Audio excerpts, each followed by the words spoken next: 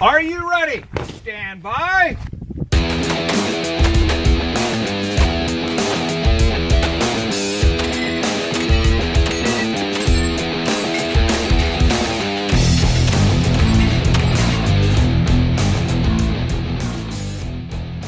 Welcome to the 3 Gun Show, episode 72. I'm your host, Dave Hartman. This week is a special episode featuring selected audio from an interview on the Shooter's Mindset where they interviewed me. This episode is brought to you by MGM Targets. Have you ever been in a match and thought, wow, I really need to practice on those skinny knockdowns? Or long-range practice sure would be easier if I had a couple steel targets with hit indicators. Well, you can get the same quality steel targets that you see in major matches at MGM Targets. My favorite target lately has been the standard shape auto poppers. Those little things are challenging for pistol, shotgun, or rifle, and because they automatically reset, you can run more drills and drills with positional work without bothering to break for reset. Step up your practice or outfit your range and use the code DHMGM10 to save 10% on your purchase. MGM Targets is putting up some great prizes to give away to you over the next few months.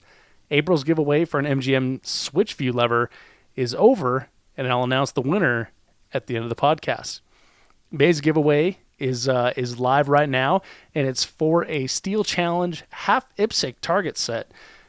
So basically the shape of the paper IPSCs that we shoot, but made out of steel, which is kind of nice. All target plates are laser cut from 3/8 inch hardened AR500 steel, and you can check that out and enter to win at 3gunshow.com/MGM.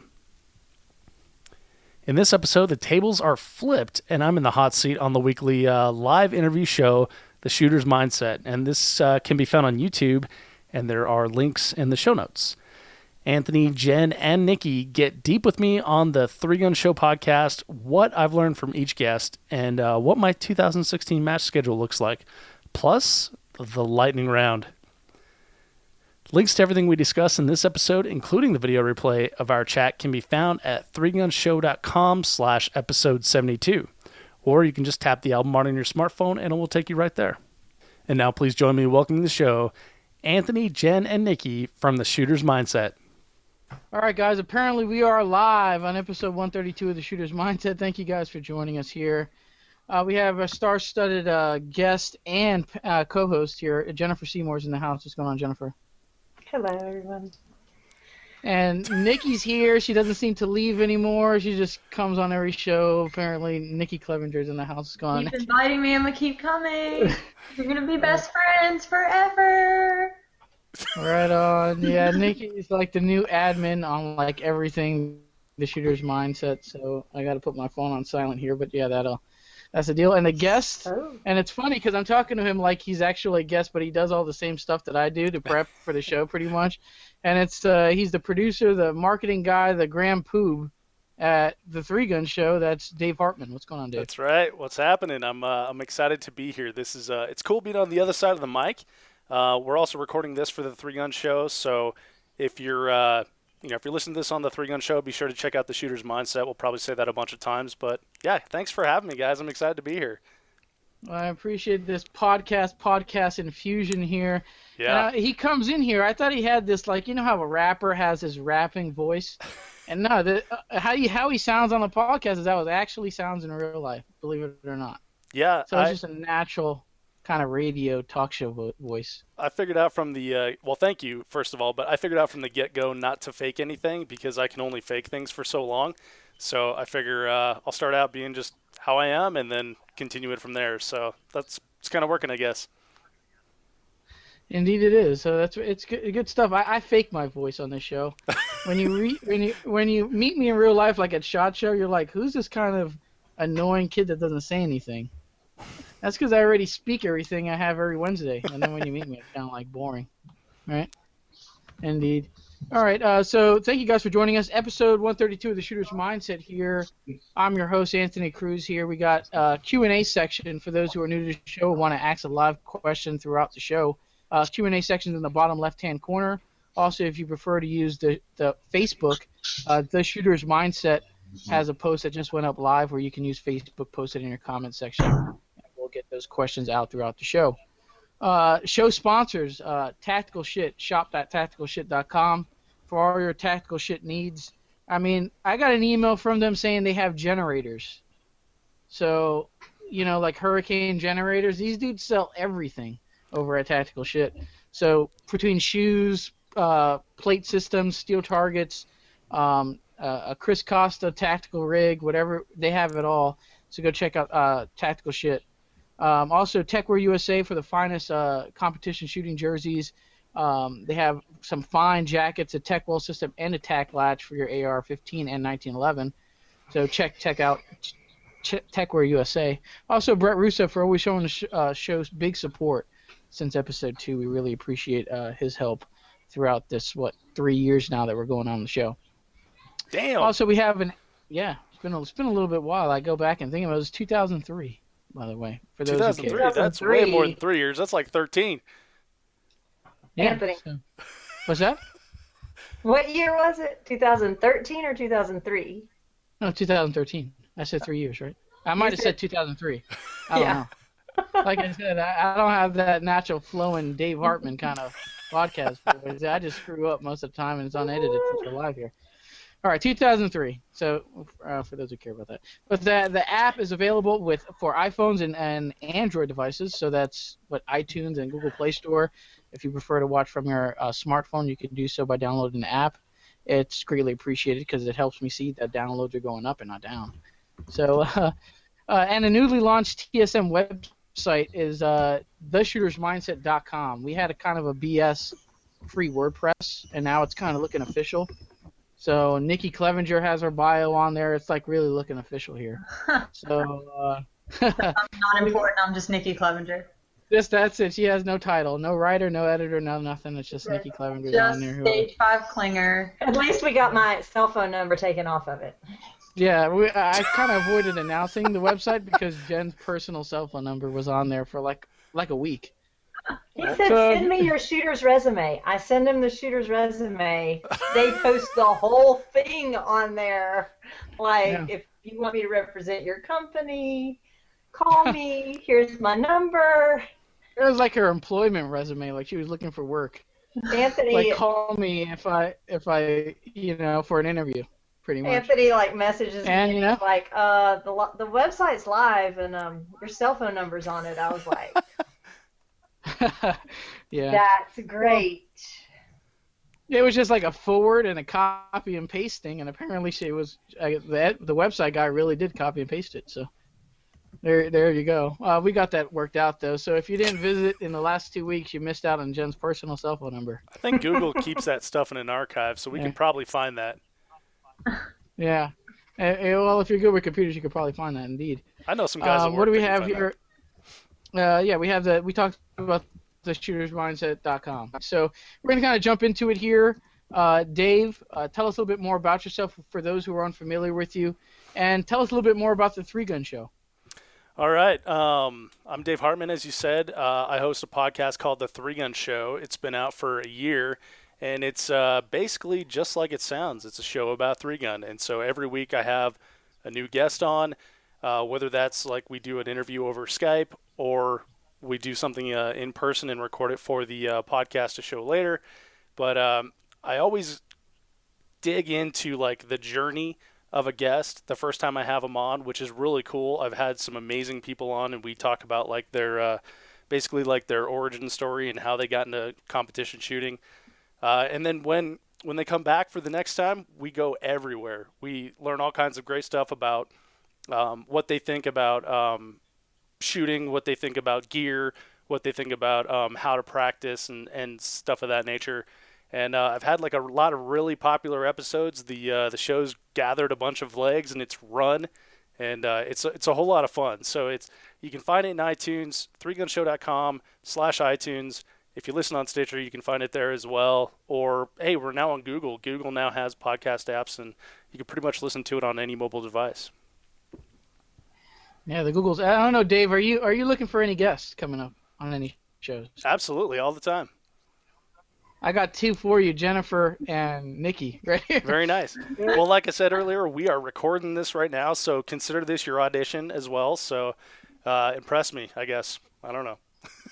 So Good thing I did auditions. my hair. Perfect. Yeah, we got Nikki's jersey swinging in the background on a chair that she put on top of her bed.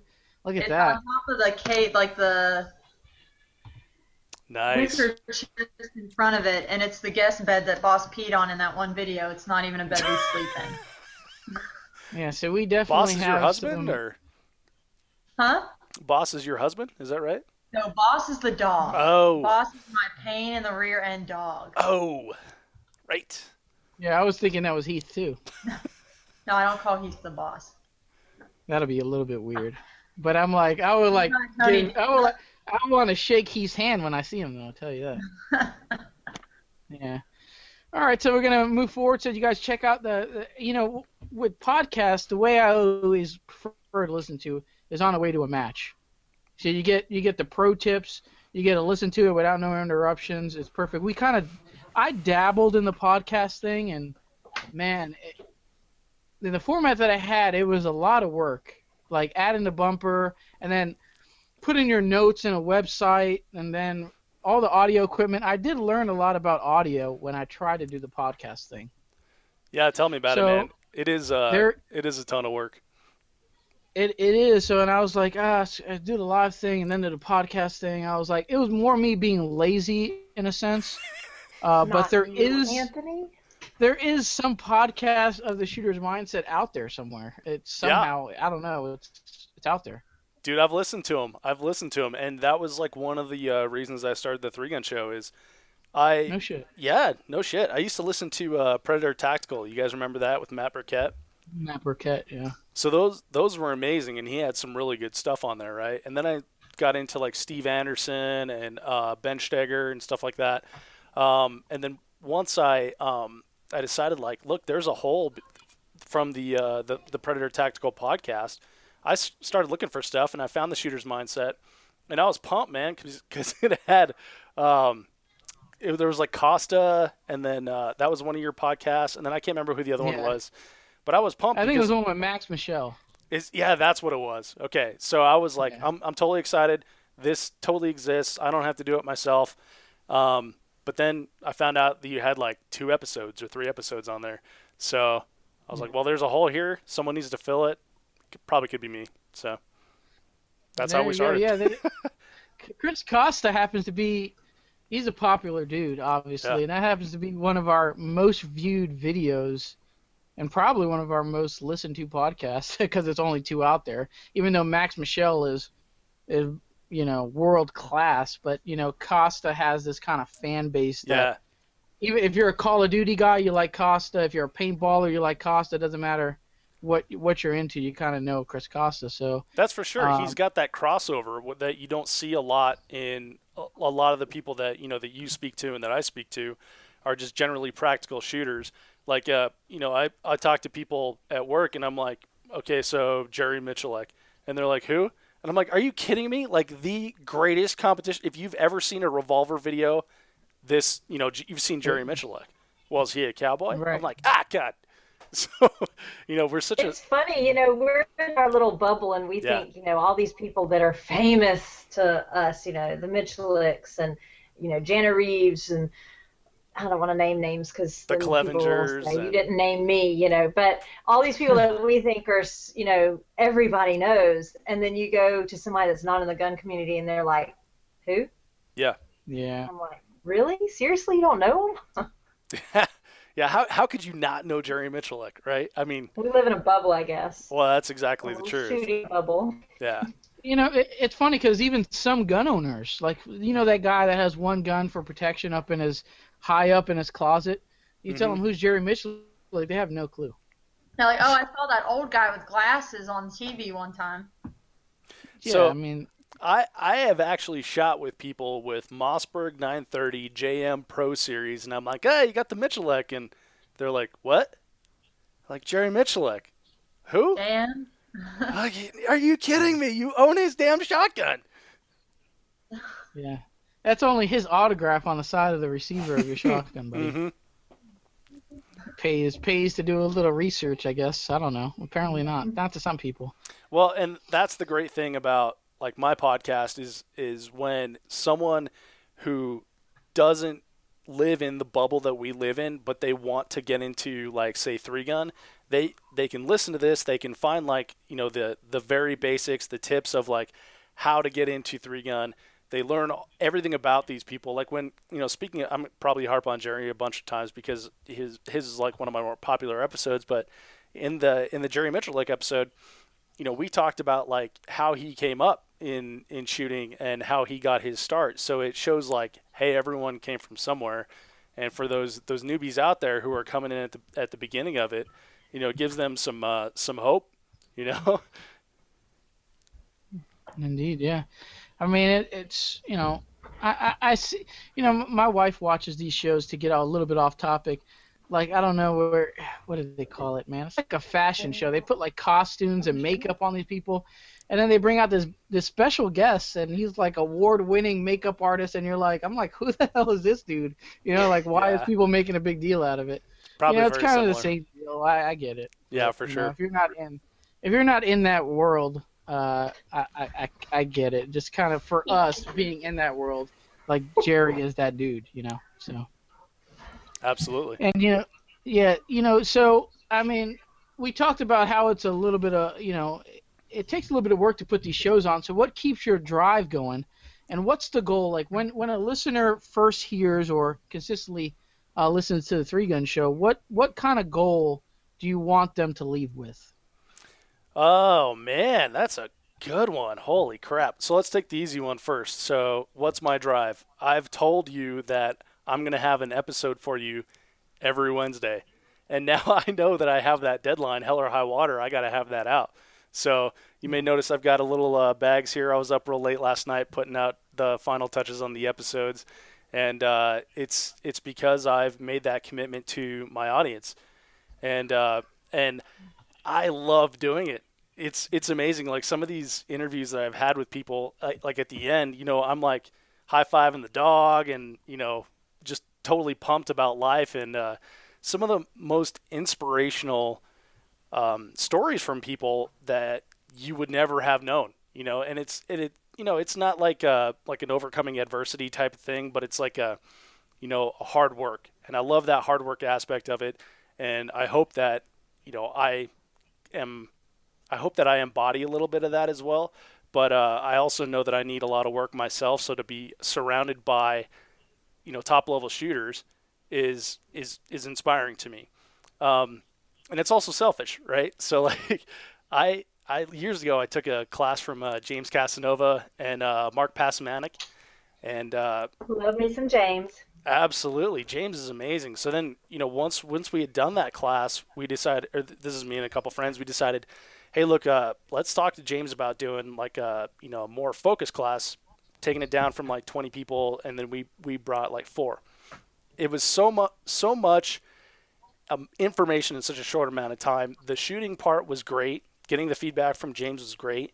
But then the before chatter when we were setting up, the after chatter when we were tearing down, and just like getting to pick his brain was huge, And so I was thinking, like, how can you take that and bring it into, like, instead of like a one-to-one like me and James, like a one-to-many, where it's James speaking to thousands of people, and which is what we do with the podcast.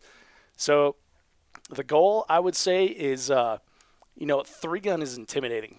Like, the 4 of us are sitting here, we've shot a bunch of matches, but if you can remember back, like, that first match, like, I've got friends that have been telling me, like, for 2 years now, I'm going to shoot a 3 gun match as soon as I get my trigger, as soon as I get my comp, as soon as I get my shotgun scored away, and it's all that type of BS, right? So I guess, like, the ultimate goal is to get the story of these individuals out and make them not so much like superheroes, right? So it's not like, oh, Craig Outson was on television. Well, Craig Outson works his butt off, and then you see, like, Nick Atkinson. Wow, he rocketed to the top of 3 gun. He must be naturally talented. No, he works his butt off. It's the story over and over and over again. So it's showing people that hard work, and it's showing them that they can achieve it and that they can actually get out to a match, because these people are just real people. Andy, it's kind of the same deal here. Go ahead, Nick. James, I'm I sorry, think it's cut you funny you bring up James Casanova, and then you talk about everybody's intimidated by 3-gun, and I'm like, well, crap. James Casanova made me cry at my first major match. Dude, How do you make you Brown Hills Lady cry? 3-gun. At the Brown Hills Lady 3-gun. tell us. I mean, I don't think I DQ'd, but I almost DQ'd, and if it wasn't the all ladies match, James probably would have DQ'd me. And afterwards, after I finished shooting the stage, he pulls me aside and says, look, you should be DQ'd because, you know, you broke the 180 at this one point with your rifle, and all he did was say DQ, and me being at my first major match and being a girl, I just lost it. I bawled my eyes out. Well, I tell you. But he let you slide. That's because I told the ROs to be nice because we were ladies, and a lot of us, this was our first time shooting a 3-gun match. It was my first major 3-gun match, not my first. I didn't. I DQ'd my first major match. Huh? I said I DQ'd my first major match. I'll say it. I almost DQ'd. I'm more upset about stupid. DQing. What is it? And James is like the nicest person in the world too. And I mean, he was super nice when he told me. He was just trying to be helpful and be like, look, you can't do this. This could lead to being DQ'd, and that, and all I heard was DQ, and I had to walk away. Like, I literally set my stuff down and walked away and cried by myself for a minute. So, and I have not spoken to James Casanova since. I got a good Casanova story too. He was trying to help you though. He was, but I was just being emotional. So my first major match was like the 2012 Noveski Multi-Gun Challenge, right? So, where was I? Oh, so it was the end of the day. It was the very last stage of the first day, right? And I had that same thing, and the RO was like, stop. And the RO was Casanova. And so I stopped, and I just kind of froze, and I stood there. I didn't know what to do. And I turned and looked at him, and he goes, you just slugged my target. It really was. Like, I slugged the living shit out of it, too. It was like 7 yards from me. And I nailed that thing with a slug, and it was just like a little KD, and it was down. That thing was down. It was, of course, a birdshot target. At least you hit it. Oh, yeah. I hit the hell out of it, but I did not cry. However, I applaud you for like overcoming the crying and the almost DQ, because I know that feeling. That after that, so I'm like, you know, Mr. Safety or whatever. I pride myself on gun safety. And at the time I was trying to teach gun safety to like a, 7-year-old child. And so to have to come back home and say like, look, I DQ'd for a safety infraction. I was wrecked. I was wrecked. I was never going to shoot 3-gun again. It's tough. My first major match that I drove 4 hours and had a hotel room for 2 nights and paid $250, and I've told my husband I've done all this, and very first stage before I even finished it, I DQ'd. Ouch. That is the worst, but I'm glad you got it out of the way early. What was your DQ, Jen? Not me. I would have been happy if I DQ'd on the last stage. At least I would have gotten to shoot the match. The whole point of that match was to learn my. This was last summer. It was to learn my distance shooting, and I wanted to go to this match and be able to do that at Woody's. And yeah, I didn't get to shoot not one of those stages I had gone through, and figured out how I was going to do it. And it's okay. I stayed and I pasted and I hung with everybody. And nice. Well, that's the right way to do it. Just had to chalk it up and get over it. I had to go to my car for a minute because I was really mad at myself and just have my moment. I didn't cry, but I was hot with myself. And then I had to call my husband and tell him I wasn't going to get to shoot the match I just paid all this money for. So I think the think feeling. part of the crying was because I had worked so hard. Like the lady 3-gun match was the reason I started shooting 3-gun. Like that was I'm going to sign up for this match, so it makes me shoot 3-gun in practice and get good. And I was like, oh gosh, all that hard work just almost went down the drain for something stupid. Yeah, but at least you didn't get DQ'd. He gave you a little bit of slack. I've been there on the first stage DQ thing. It's rough. I haven't shot any 3-gun majors. I've shot some local, But I always, because I have a lot of friends in three gun, and I always see them getting DQ'd. No matter if they're the top level guys, mid level guys, it doesn't matter. There's so much opportunity, obviously, to get DQ'd in three gun. You're operating three guns. Everything's got to be on safe. So there's a lot more DQs in a three gun match than there is in a pistol match.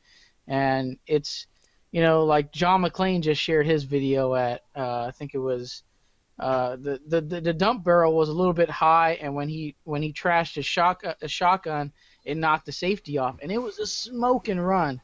And it's funny because it was a Superstition. No, it was Superstition. Superstition, yeah. Superstition. There was, and it's funny because the friends are always ones to bury you a little deeper in that hole, and it's funny because you see Nils, he has a huge smile laughing. He was laughing his ass off. And then you see Craig Outson goes from like shocked to like smiling. You know what I mean? It's with friends like that, man. It's you look forward to the beer after the match, but I mean, it's just funny, man. Because Nils said, "Hey, man, you got any slugs you're not gonna use?"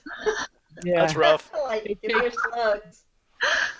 Oh. Savage. Yeah, let me get your long range ammo. I'm gonna need it now. Yeah, you don't need your long range ammo anymore, dude. Pass it over, Yeah, that's rough. But and I think that going back to the passion, I mean, what we want our viewers to leave with, and when I came into the shooter's mindset, and it was before the shooter's mindset thing was going on live and stuff, I was just hoping my videos would introduce somebody to the game, no matter if it's three gun, IDPA, bullseye, as long as they get into some competition shooting sport by watching one of my videos, whether it was a dumb video on me teaching you how to reload, back in the day I have one of those. It didn't matter, or if it was watching an episode of the Shooter's Mindset. If I could get one guy to just, hey man, this episode got me into the game, I think that was the whole mission and the whole goal. Yeah, that's cool, man. And I think that's similar with the Three Gun Podcast and stuff like that. And there's plenty of other shows out there. And I think that's the big picture goal, just to get more people involved in competitive shooting or shooting sports, whether it's going out and shooting trap and skeet with a shotgun. It really doesn't matter. That is the ultimate goal here. And obviously, it kind of started off. We all start off. We got it turned into something that was positive, and it kind of moved on from there in a great direction. And now sponsors come on board, and now you're getting all these tips and tricks from the best shooters in the world in that game or whatever. Yeah, absolutely. And it helps you with your own game. Yeah, for sure. So indeed, probably one of the best. So we're on interviews and some of the best in the world. Do you feel like talking to these individuals, whether it's Jerry or Mark or whoever it was, did any of their advice on the Three Gun Show help you with your own game? And if it did, how so? Oh, absolutely. Absolutely. So, like I said a little bit ago, the Three Gun Show is a little bit selfish because I get to ask like all the questions that I want to ask, right? So there's dozens and dozens of examples from all these great shooters. Like one with Jacob Betzworth, we were talking about zeroing rifles, and he was saying that the most often shot long-range target is 350 yards. So I take the Stadia line and I, zero my rifle at 350 yards on the drop, and then 200 can be a little bit off because it doesn't really matter. And it just blew my mind. Like, that may be something that seems so mundane to him, but for me, it was huge. Talking to Ravin Perry about like match nutrition and realizing like, oh, you bring your own food, like eating shit off the truck and greasy fries. Maybe that's why my stomach feels like hell, the second half of the day, and Indeed. oh yeah. There's been so many other ones, like talking to Craig Outson about building rifles and things like that. So personally, like, yeah, it's been amazing for me. There's been so much stuff that has like really spoken to me. But it's funny because like the big takeaway that I have from a particular podcast is not necessarily a big takeaway for the listener, right? So we're all individuals. We all have like different mindsets and everything. There's probably like 30 other people out there that were listening to that little story with Jacob Bedsworth and thought, well, I knew that, but I didn't know that. So that spoke to me. But conversely, there's all kinds of stuff that I know that now I've been in it a few years. I don't realize that this is information that I have and that I learn and that it's valuable. And people will take away from it, what they will from that. There's been guys and gals that have come up to me at matches and like, hey, when, Pat Kelly said this, it made me really think about how I do this, right? So, I mean, one example is a young lady's like, hey, thank you so much for that episode with Pat. Like, my dad and I are on the phone with him, and we're resizing my shotgun buttstock. And she's a junior shooter, so it was huge for her to get that type of information, or that she may not have gotten anywhere else. So the things I've learned. Oh yeah, things I've learned. That's what we're talking about. So yes, absolutely, it has changed from like the very basics of like planning and preparing for a match to where I hold for long range targets to how I think about transitions to like even the mental game is huge. And to feeling your body at a match. Yeah, absolutely. I can't give you like one example. I know I gave you like 3, but there's something from like every single podcast. I've never walked away from an interview with someone and said like, that just doesn't happen. There are sometimes it'll be a show that it's like when we're getting ready for a show, and I'll be like, well, I don't really know that person. Okay, it'll be interesting, I guess, to ask them questions. And like those sometimes come out the shows that I'm like, wow, like I had a huge aha moment whenever I'm on the show talking to them. I've so got to go to the range and try that. It's very funny how the things you expect to be big moments necessarily aren't, and the ones that you don't think necessarily you'll learn anything, and really I learn a lot from. It's kind of crazy. That's so true. Yeah, I mean, to feed off of that, Dave, real quick, I mean, I always have, everybody has their favorites. Like, I schedule a guest a month and a half out. I'm booked always at least 30 days. And there's some guests I look, I won't call those guests out, but it's always the ones that I say, it's me, isn't it? Those are the best shows that happen. I always learn the most. They're always the best flowing shows. It's the best conversation. I'm like, holy shit, that turned out the total opposite than what I thought it was going to be. And that is always the case, and I know Jen feels the same way. It's kind of weird. You'll have this superstar guest. Oh my God, I'm a big fan of this guy, and then he comes on, and it's like, okay, but then you bring on this. Oh man, that's an awesome show. So it's weird how that works out. I think sometimes they talk over our heads a little bit. They don't mean to, but it's like last week I had to do a trigger control video. Mark asked me to do a trigger control video, and I thought, oh my God, I'm so not qualified to do a trigger control video. So I called James Casanova, and I'm like, James, what should I talk about? Tell me what to do. I suck at trigger control myself. And he got into all this real specific stuff. We talked for like 30 minutes, and then he's like, Jen, you just need to do it how you need to just talk about how you do it, because I talk over people's head and then they don't understand, and I don't really remember how I do stuff anymore, and you're still in the process of learning these things. Just talk about, what you do and how you do it, and it'll be great. And I was like, all right. So I did, but it is true. I think sometimes the grandmasters, they just do it without thinking, so they don't know how to verbalize it as well. They're awesome at doing it, but. Indeed. Here we got some Q&A here. I know we've been by the way, we've been talking a lot about Carbon Arms, and that's Mark Pasmatic and James Casanova has been the stars of the first half of the Shooter's Mindset show. I call James the Terminator. That's my nickname for him. I'm sure other people call him the Terminator too, because he wins matches with just a red dot, just a dot, and he usually beats guys on like Tech Ops. So we call him the Terminator because of that. And the dude, I don't know, he's a smiley type of dude, but when he has the bald head going and the big beard, he's not the guy you want to come up and ask a question to. Kind of the guy you want to avoid, but he's real smiley about it. Kind of dude that makes you cry, Yeah, the kind of dude that makes you cry. But he lets you slide. There, y'all.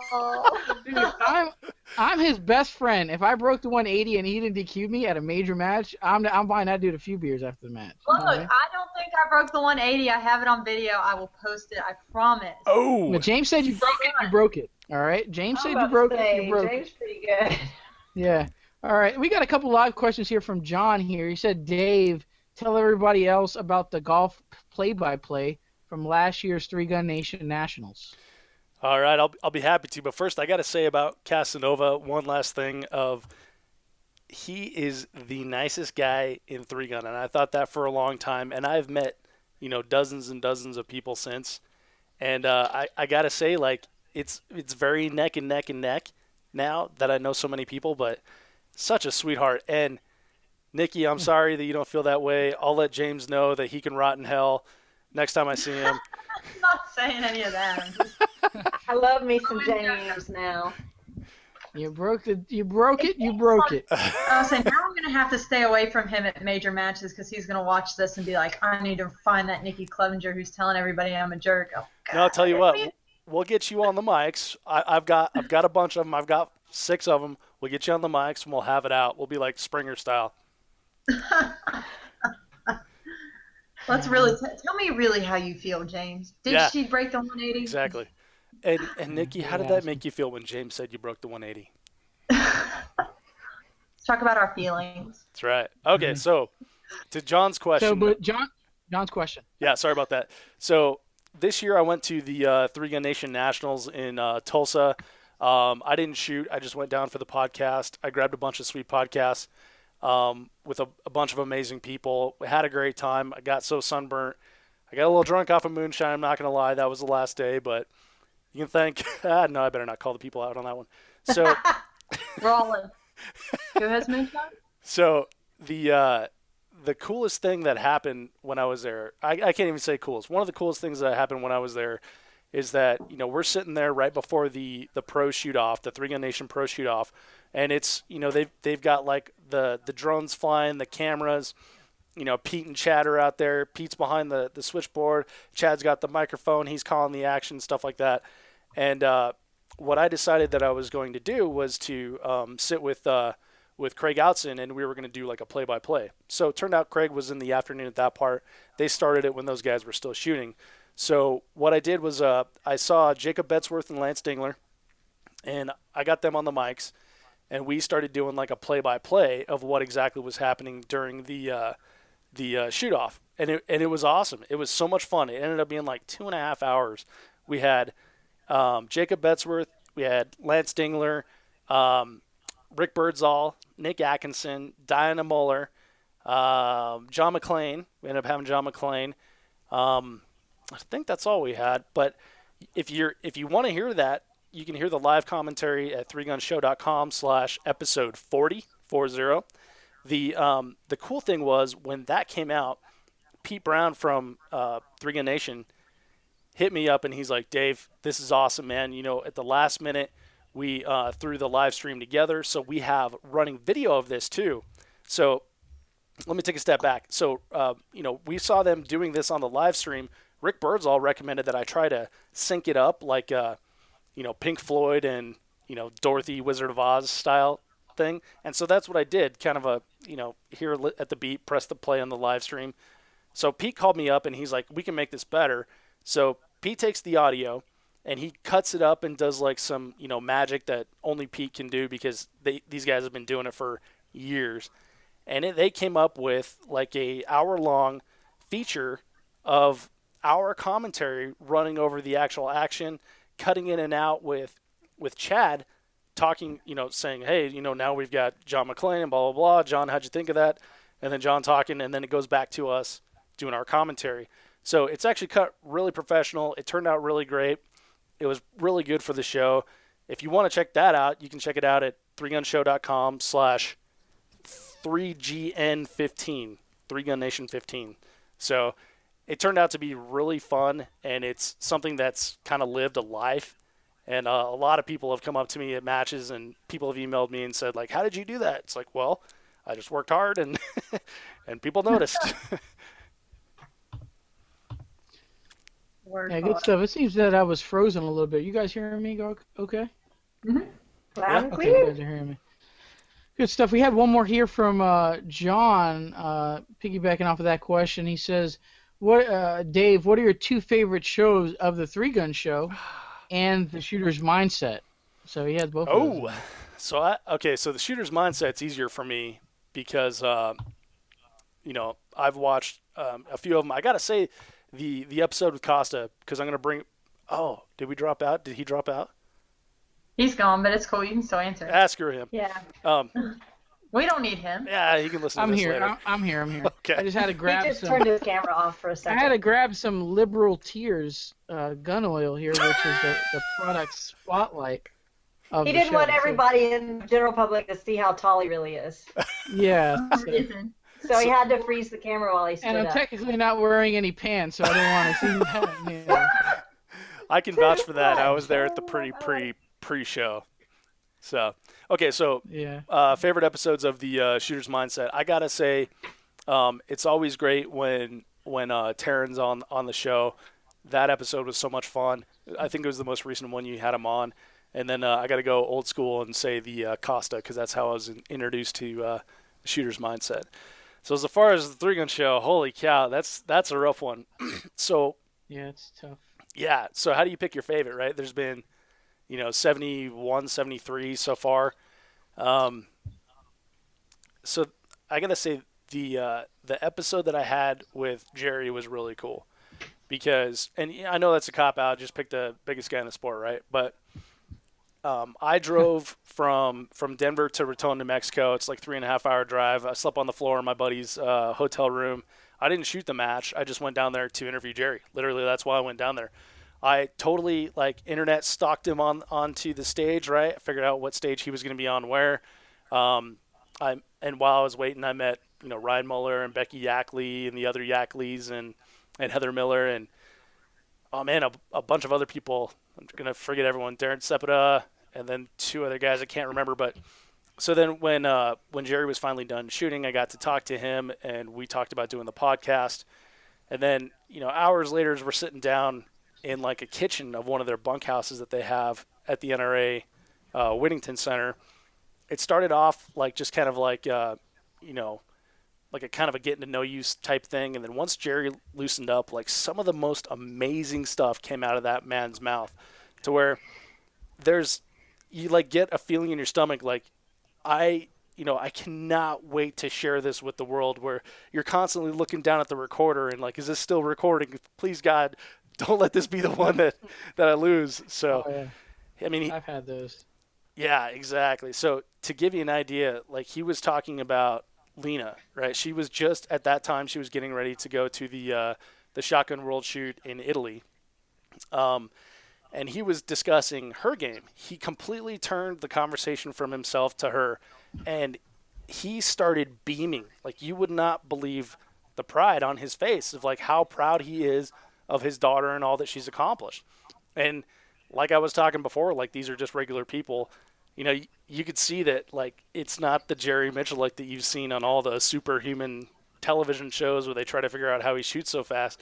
It's just a guy who's got a daughter that he's exceedingly proud of, And then later on into the episode, he started talking about vision in shooting sports, and that has been like the most popular episode of the podcast, and it's the like number one comment that I hear from people is, "Oh man, when Jerry started talking about vision," and it's just amazing like how far something that seems like so simple. Vision, seeing your targets, right? Seems pretty obvious, but he's thought about that over like a 40-year career, and he was sharing everything with the audience, holding nothing back, and it was just like one of the best moments of my 2015 altogether, and definitely one of the best moments in the podcast. Yeah, I mean, we had Jerry on the show. And that was actually a show that was actually pretty laggy, even though this one's probably a little laggy. I think it's time for a new machine. But that was like one of the laggiest shows. I think Jerry was like in the bunker at his home, and it's kind of the connection was kind of bad on that, where he has like 1 million boxes of ammo in the back of him. Yeah. Like his YouTube videos. And, I got the game of competitive shooting is, when you look at guys like Jerry, and you look at guys like Jerry Barnhart come back all of a sudden, he just all of a sudden shows up at a steel challenge match. And even though these guys are a little bit, they're a little bit older in age, they still come back and still able to dominate. So, you look at sports and, father time kicks in and it's about over from there for professionals in the game.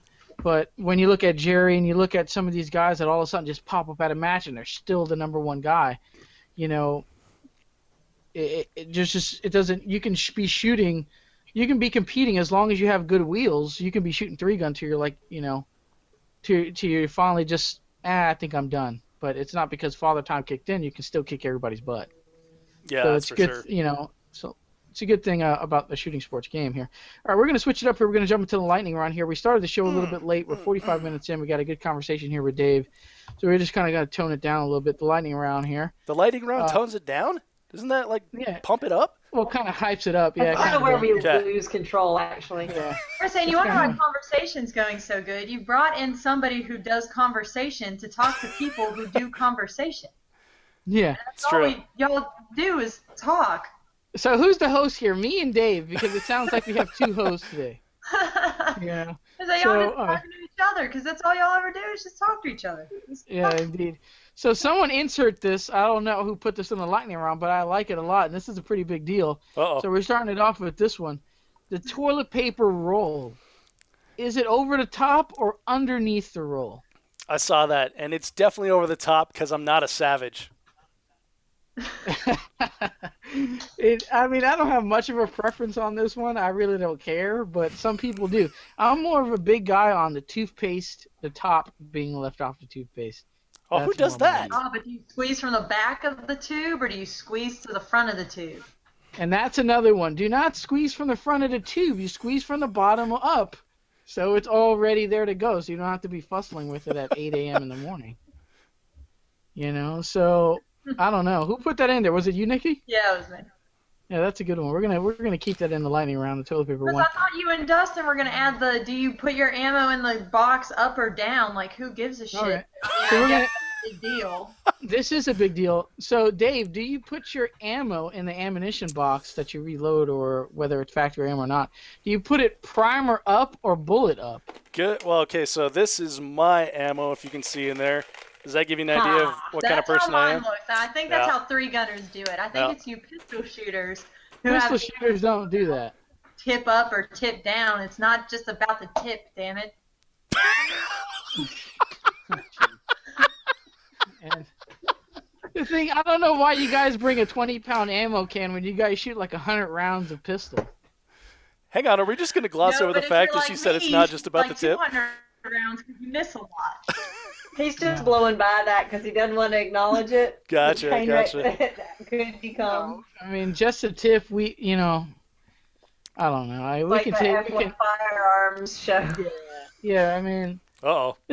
All right, so we're gonna move off just a tip. I'm sure there'll be plenty more of those coming in the lightning round. Anthony's moving off the tip. It's primer up because you can see if you have a high primer. This is very important for pistol shooters. Bullet up is just weird, and the only reason why I tell people say that they pull a bullet up is because it's easier to grab, and that's just that's just weird, man. Easier to grab, huh? Y'all are nerds. Easier to grab. I'm not going there. So get you a pocket protector for in your vest pocket. Geez, put a tip up because it's easier to grab. So just I must admit that I do have these. These are dummy rounds, if you can see. They have no primers, and they are all non-primer up. Yeah. Well, that's the right way to put it, though. They're primer up, even though they don't have primers in it. Right. So there you go. That's you win. The correct way. All right. Not so lightning on the lightning round, but these were important. Oh, are we supposed to be going fast? Get to the important stuff. The cookies. Come on. The important stuff. All right. Well, this one, I consider this one important. We're starting from the bottom up on the list here. If you can only have one forever, is it tacos or burritos? Tacos? Tacos. I tell you, I'm really torn. I know you guys are supposed to be going fast on the lightning round here, but I tell you that I discovered breakfast tacos last year, and was it last year? Year before, and it changed my life. It's like a breakfast burrito, but it's open face, and you can have more of them because they're small. Breakfast tacos. I like anything for breakfast.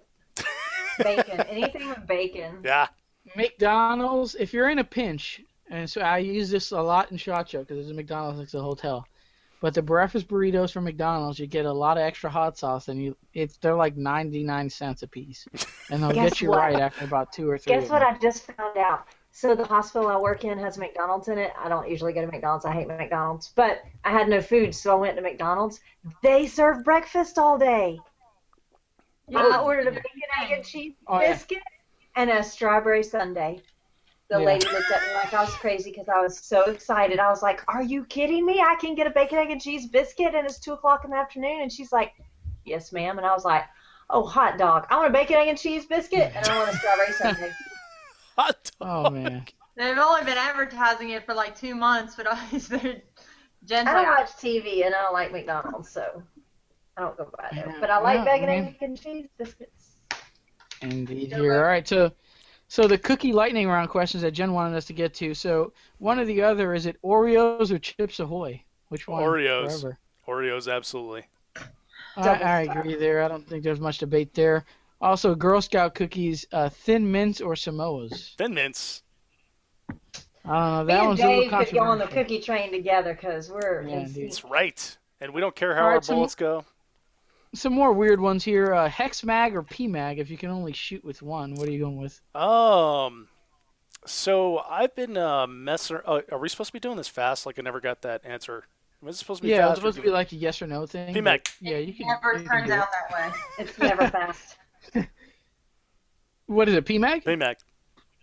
P Mag. All right. So where are we at? Bruce Lee, Chuck Norris get into a fight in their prime. Who do you have winning? Chuck Norris. Indeed, that's always controversial. In-N-Out Burger or Five Guys, the only burger joint you can eat at forever. I've only ever been to In-N-Out, so I'm going to go with that one. Yeah, that is the right answer. No need to go to Five Guys. They do have really good fries, and they give you a lot of them for the money. Their burgers are pretty solid, but they're not In-N-Out. Having a drink with the boys after a match, are you choosing Jameson or Jack Daniels? Those are the only two I can choose from? That I was is about to that say, is Gentleman's so- Jack. Jameson, then. Well, Gentleman Jack is considered Jack Daniels because even though it's the supreme of it, but it's still under Jack Daniels. So if you're drinking Gentleman Jack, you're drinking Jack. Yeah, I got to go with Jameson if those are my only two choices. Or 2.5. Jameson, all right, indeed. All right, restaurant, white bread or wheat bread, what are you ordering? None. No bread. No bread. No bread. Because you're No. gluten-free and paleo, aren't you? Nah, not necessarily. And the last one of the lightning round here, we're going to cut it short. A battle belt or tactical vest, you have to shoot an entire major 3-gun match with it. What are you going with? I'm going battle belt then. I'm going to have to agree with that because Yeah. I think the battle belt, you can still have your 3-gun rig all decked out on a battle belt. And Absolutely. there's some folks that will do that I've seen do it. So that's a good answer on that one here. Nikki, you had a question lined up that you had here on the notes for Let me Dave. scroll back up. So, hey, let's you're- not gloss you're over the up fact that I got all the questions any- right. Any pregame warning? First off, there is no right or wrong questions. Oh. Answers Yes, there is. round, Oreos and Thin even Mints though are the they'll right make you answer. believe that, okay? I think you got a lot of them wrong, so it's all based on opinion. Oh, really? Well, let's talk about this. Which one did I get wrong? Yeah, the which one did you Oreos do? one. Really, You know Chips when I Ahoy? talked to you when you got that junk all up in your teeth from eating Oreos? I got big teeth. I know this. What? Dude, Oreos are far superior. That's what toothbrushes are for, baby. Oreos all the way. Oreos. You dunk them in milk. They're like America's cookie. And Five Guys, you picked In-N-Out because your choices are limited because you haven't even eaten there, and you Right. don't even eat bread. So what's it? You don't even know.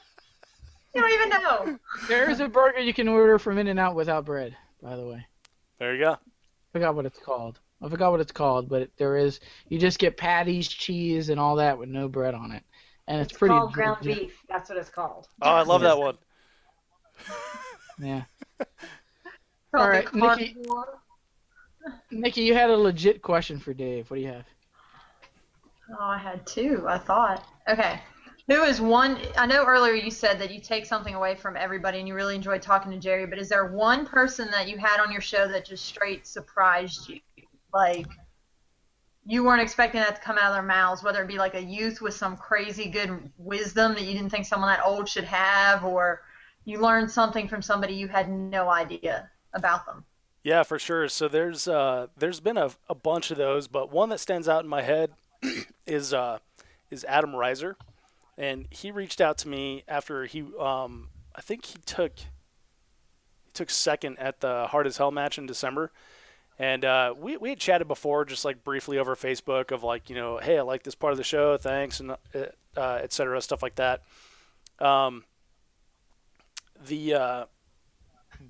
when I decided to like do an interview, he like came at me with like a really good concept, and it's like rapid acceleration in three gun.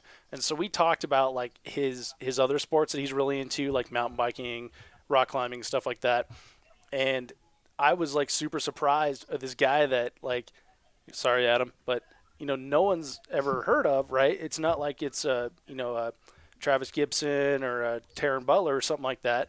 But again, it's back to like everyone has something to contribute, right?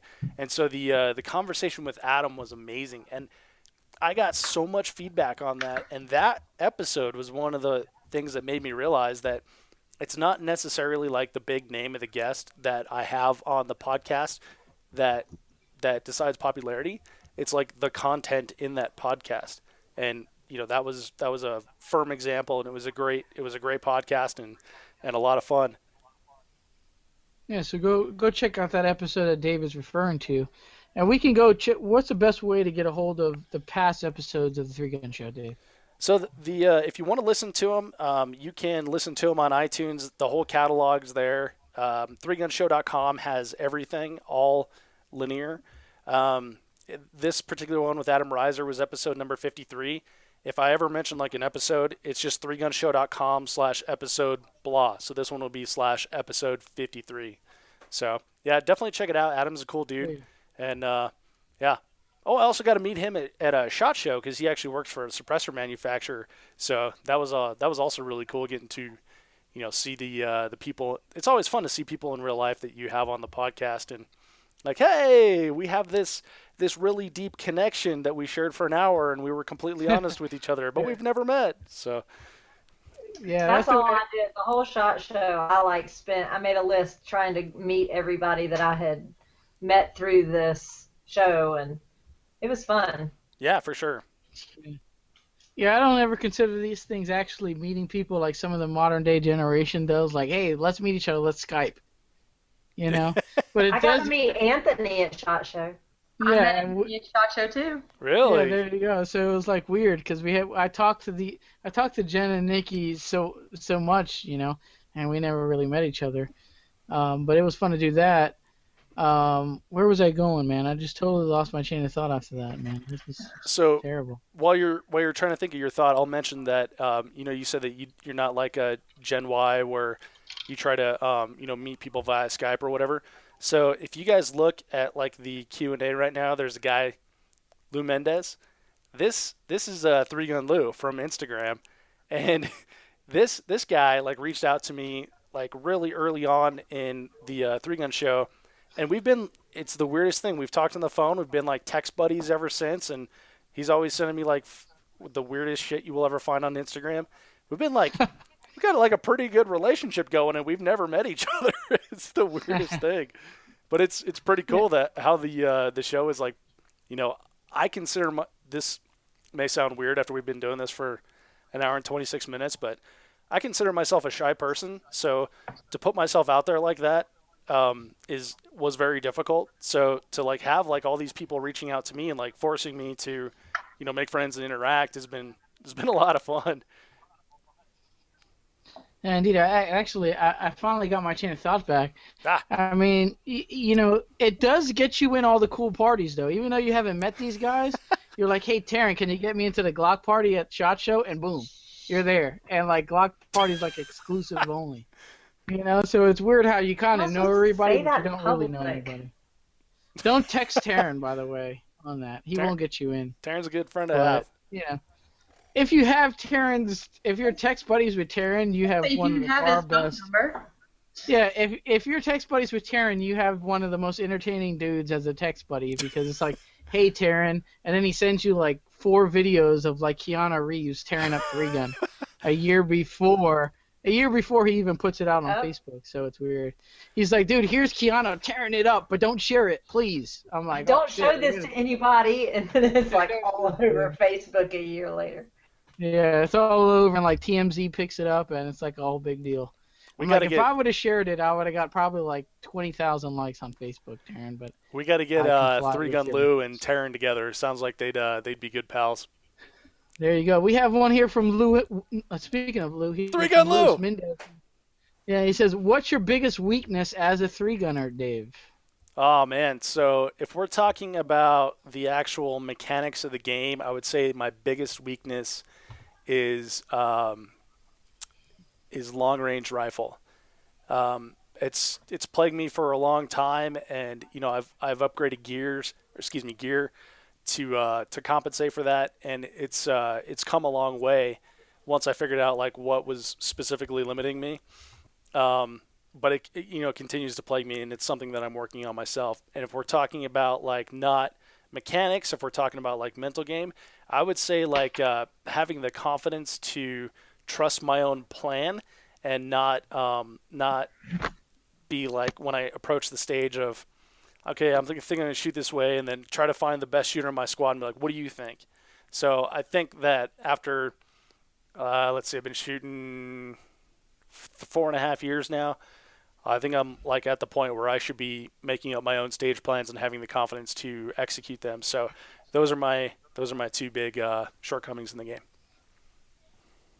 Yeah, Jen, is that your long range is your Achilles heel too, right, Jen? Yeah, I don't really have anywhere to practice here as part of it. So my practice is going to a match and trying to make it happen, which ultimately ends up usually with me taking way too much time. I need to learn to leave them sometimes if I'm having trouble getting into a position. Yeah. I love long range. Yeah, but you're up there shooting all the time long range. That's good.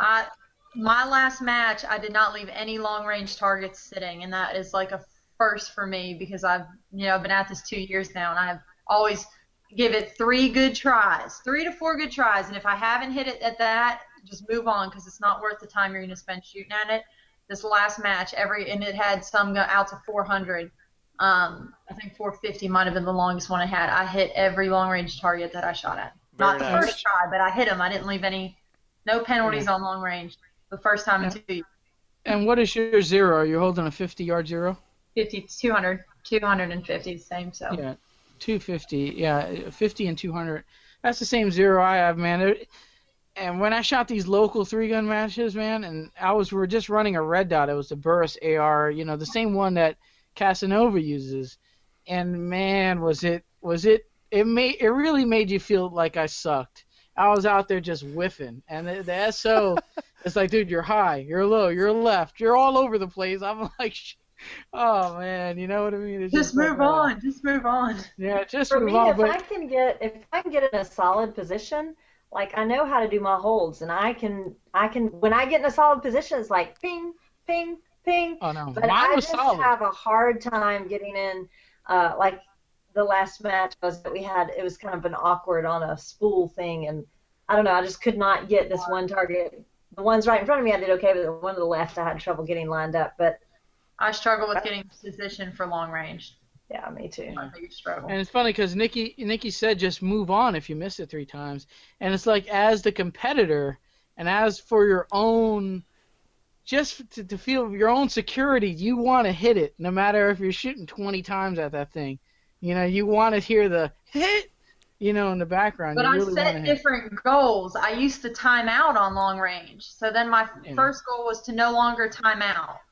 Yeah. So I mean, what Nikki's saying makes sense. no longer timing out, then it was like, just leave it. Because sometimes I literally saw people at one match give one shot at each long range, and they did it so quickly that the 10-second penalty that they got didn't even matter because they just threw 4 rounds down range to count for the 4 long-range targets in half a second. Okay, so, 10 seconds each one. It's like 4.5 seconds.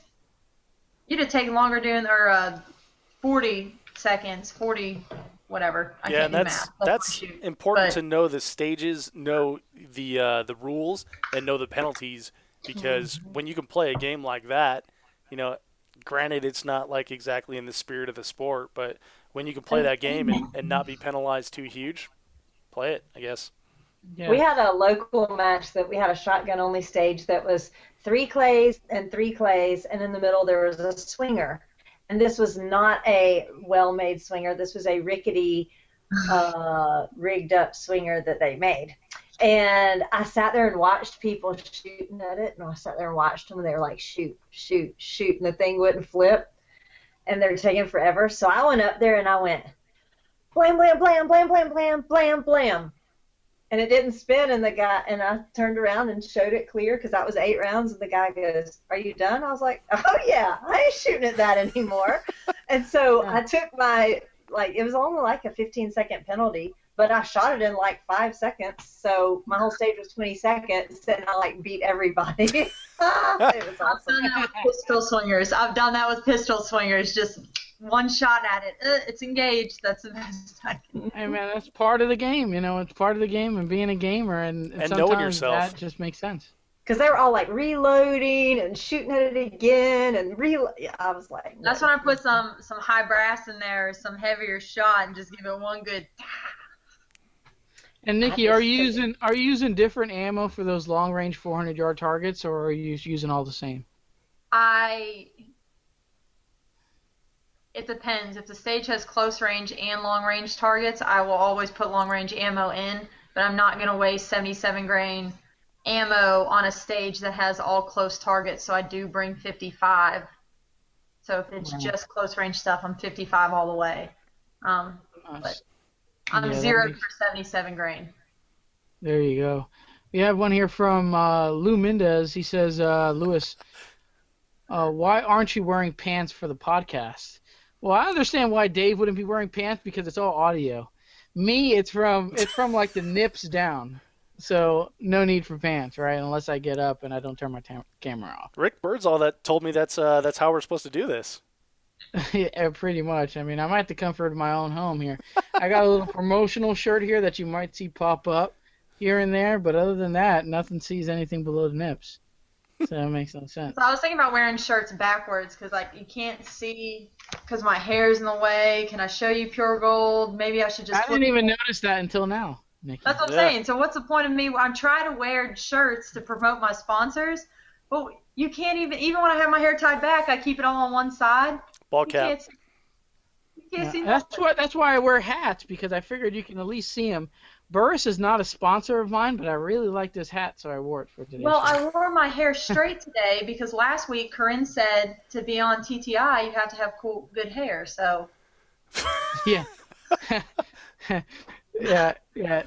Nikki's obviously one of the only female shooters that's not sponsored by Terran Tactical Innovations, unless she's trying to work her way in there. I tell you what, I'll ask Terran. I'll be like, hey, Nikki wants your number. Do you want to be text buddies? And that's going to be your in right there. As soon as I get some random text of Keanu Reeves just shredding at Terran's thing, I'll be like, who is this? Yeah, indeed.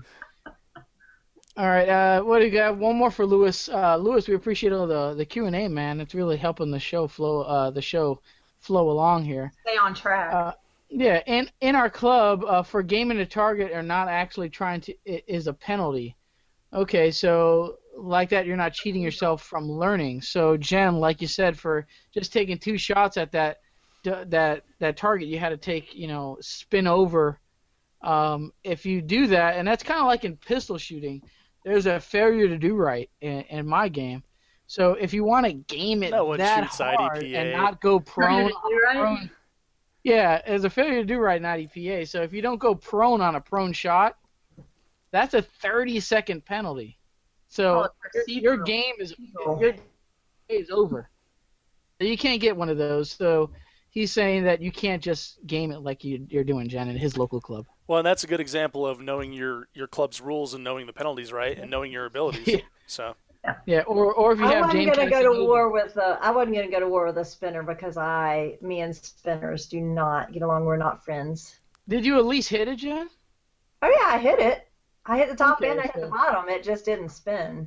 So it's controversial because nobody could get the timing exactly right because we don't have a spinner except this one that they put together, and the timing of this rickety thing was not great anyway. I wasn't going to go to war with it. And to Jen's defense, I mean, she said it was a rickety kind of spinner. So if she can't saw like defend 50 her. people go up there and try to spin it and spend all this time on it, that's just the gamer's mindset. And she won that stage, so props to Jen for And proper gaming. she's an ER nurse. She knows when to make game. that judgment call quickly.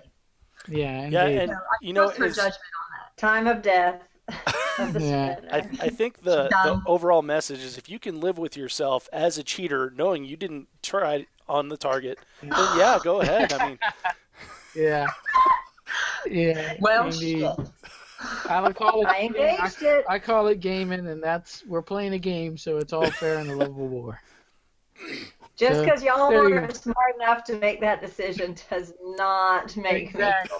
That's gonna make me feel good about myself. You guys weren't smart enough to do this. I got the stage win. You guys sucked. as long as you can live with yourself. Yeah, indeed. So, product spotlight here. We got. We're kind of late here. The conversation's rolling really well, so the segments are kind of all screwed up on the timing. But we talked about it a little bit earlier briefly. We got Liberal Tears gun oil from Tactical Shit, and this is bacon It smells scented. like bacon.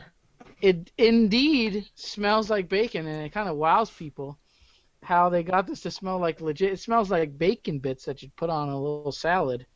And this is legit CLP gun lubricant. So check out shop.tacticalshit.com and pick yourself up some Liberal Tears gun oil that smells like bacon. And it's not going to have your guns like smelling like bacon. Like you lube up a bolt and you're like boom, boom, boom. It's going to confuse you if there's constant bacon scent. It does go away after a while. So That's a bummer. See, I was thinking like, would you get hungry during a match because every time you pick up your rifle, it smells like bacon. Yeah. We were at Twin Peaks in Vegas with them, and Ben comes running over and he's like, "Here, Jen, smell this," and like shoves something under my nose, and I was like, "Whoa, whoa, whoa! I'm an ER nurse. I'm scared of that. What are you putting under my nose?" Yeah, He's like, "No, really, smell it." It usually ends up in a bad story when someone just randomly Yeah. tells you to smell something. You know what I mean? So it's kind of weird when someone, but He was so excited though. What's it smell like? And I was like, "Bacon." Here it is. He was like, "Yep." this is a legit gun oil, and it has, Hey guys, here's a couple bullet points on it. No liberals were harmed in extraction of liberal tears. It's non-toxic for tree huggers. Hand collected fresh from liberal sources of California, Massachusetts, and New York. That all says that right on the bottle. So you gotta love the guys over at Tactical Shit. They're always making up some great stories for their products. So you gotta dig that. And that's gonna lead us up into the discount corner here. We're gonna knock these both out at the same time. Dave, I know you probably have some discounts to throw in here as well. But we're gonna start off with Jen. You want to start us off as usual with the discount corner? Sure, we've got Carbon Arms. You can get 10% off and get some cool shotgun caddies or a cool jihad vest for your shotgun shells so you can look like a terrorist. Yeah. I love my jihad vest. I don't know where it is.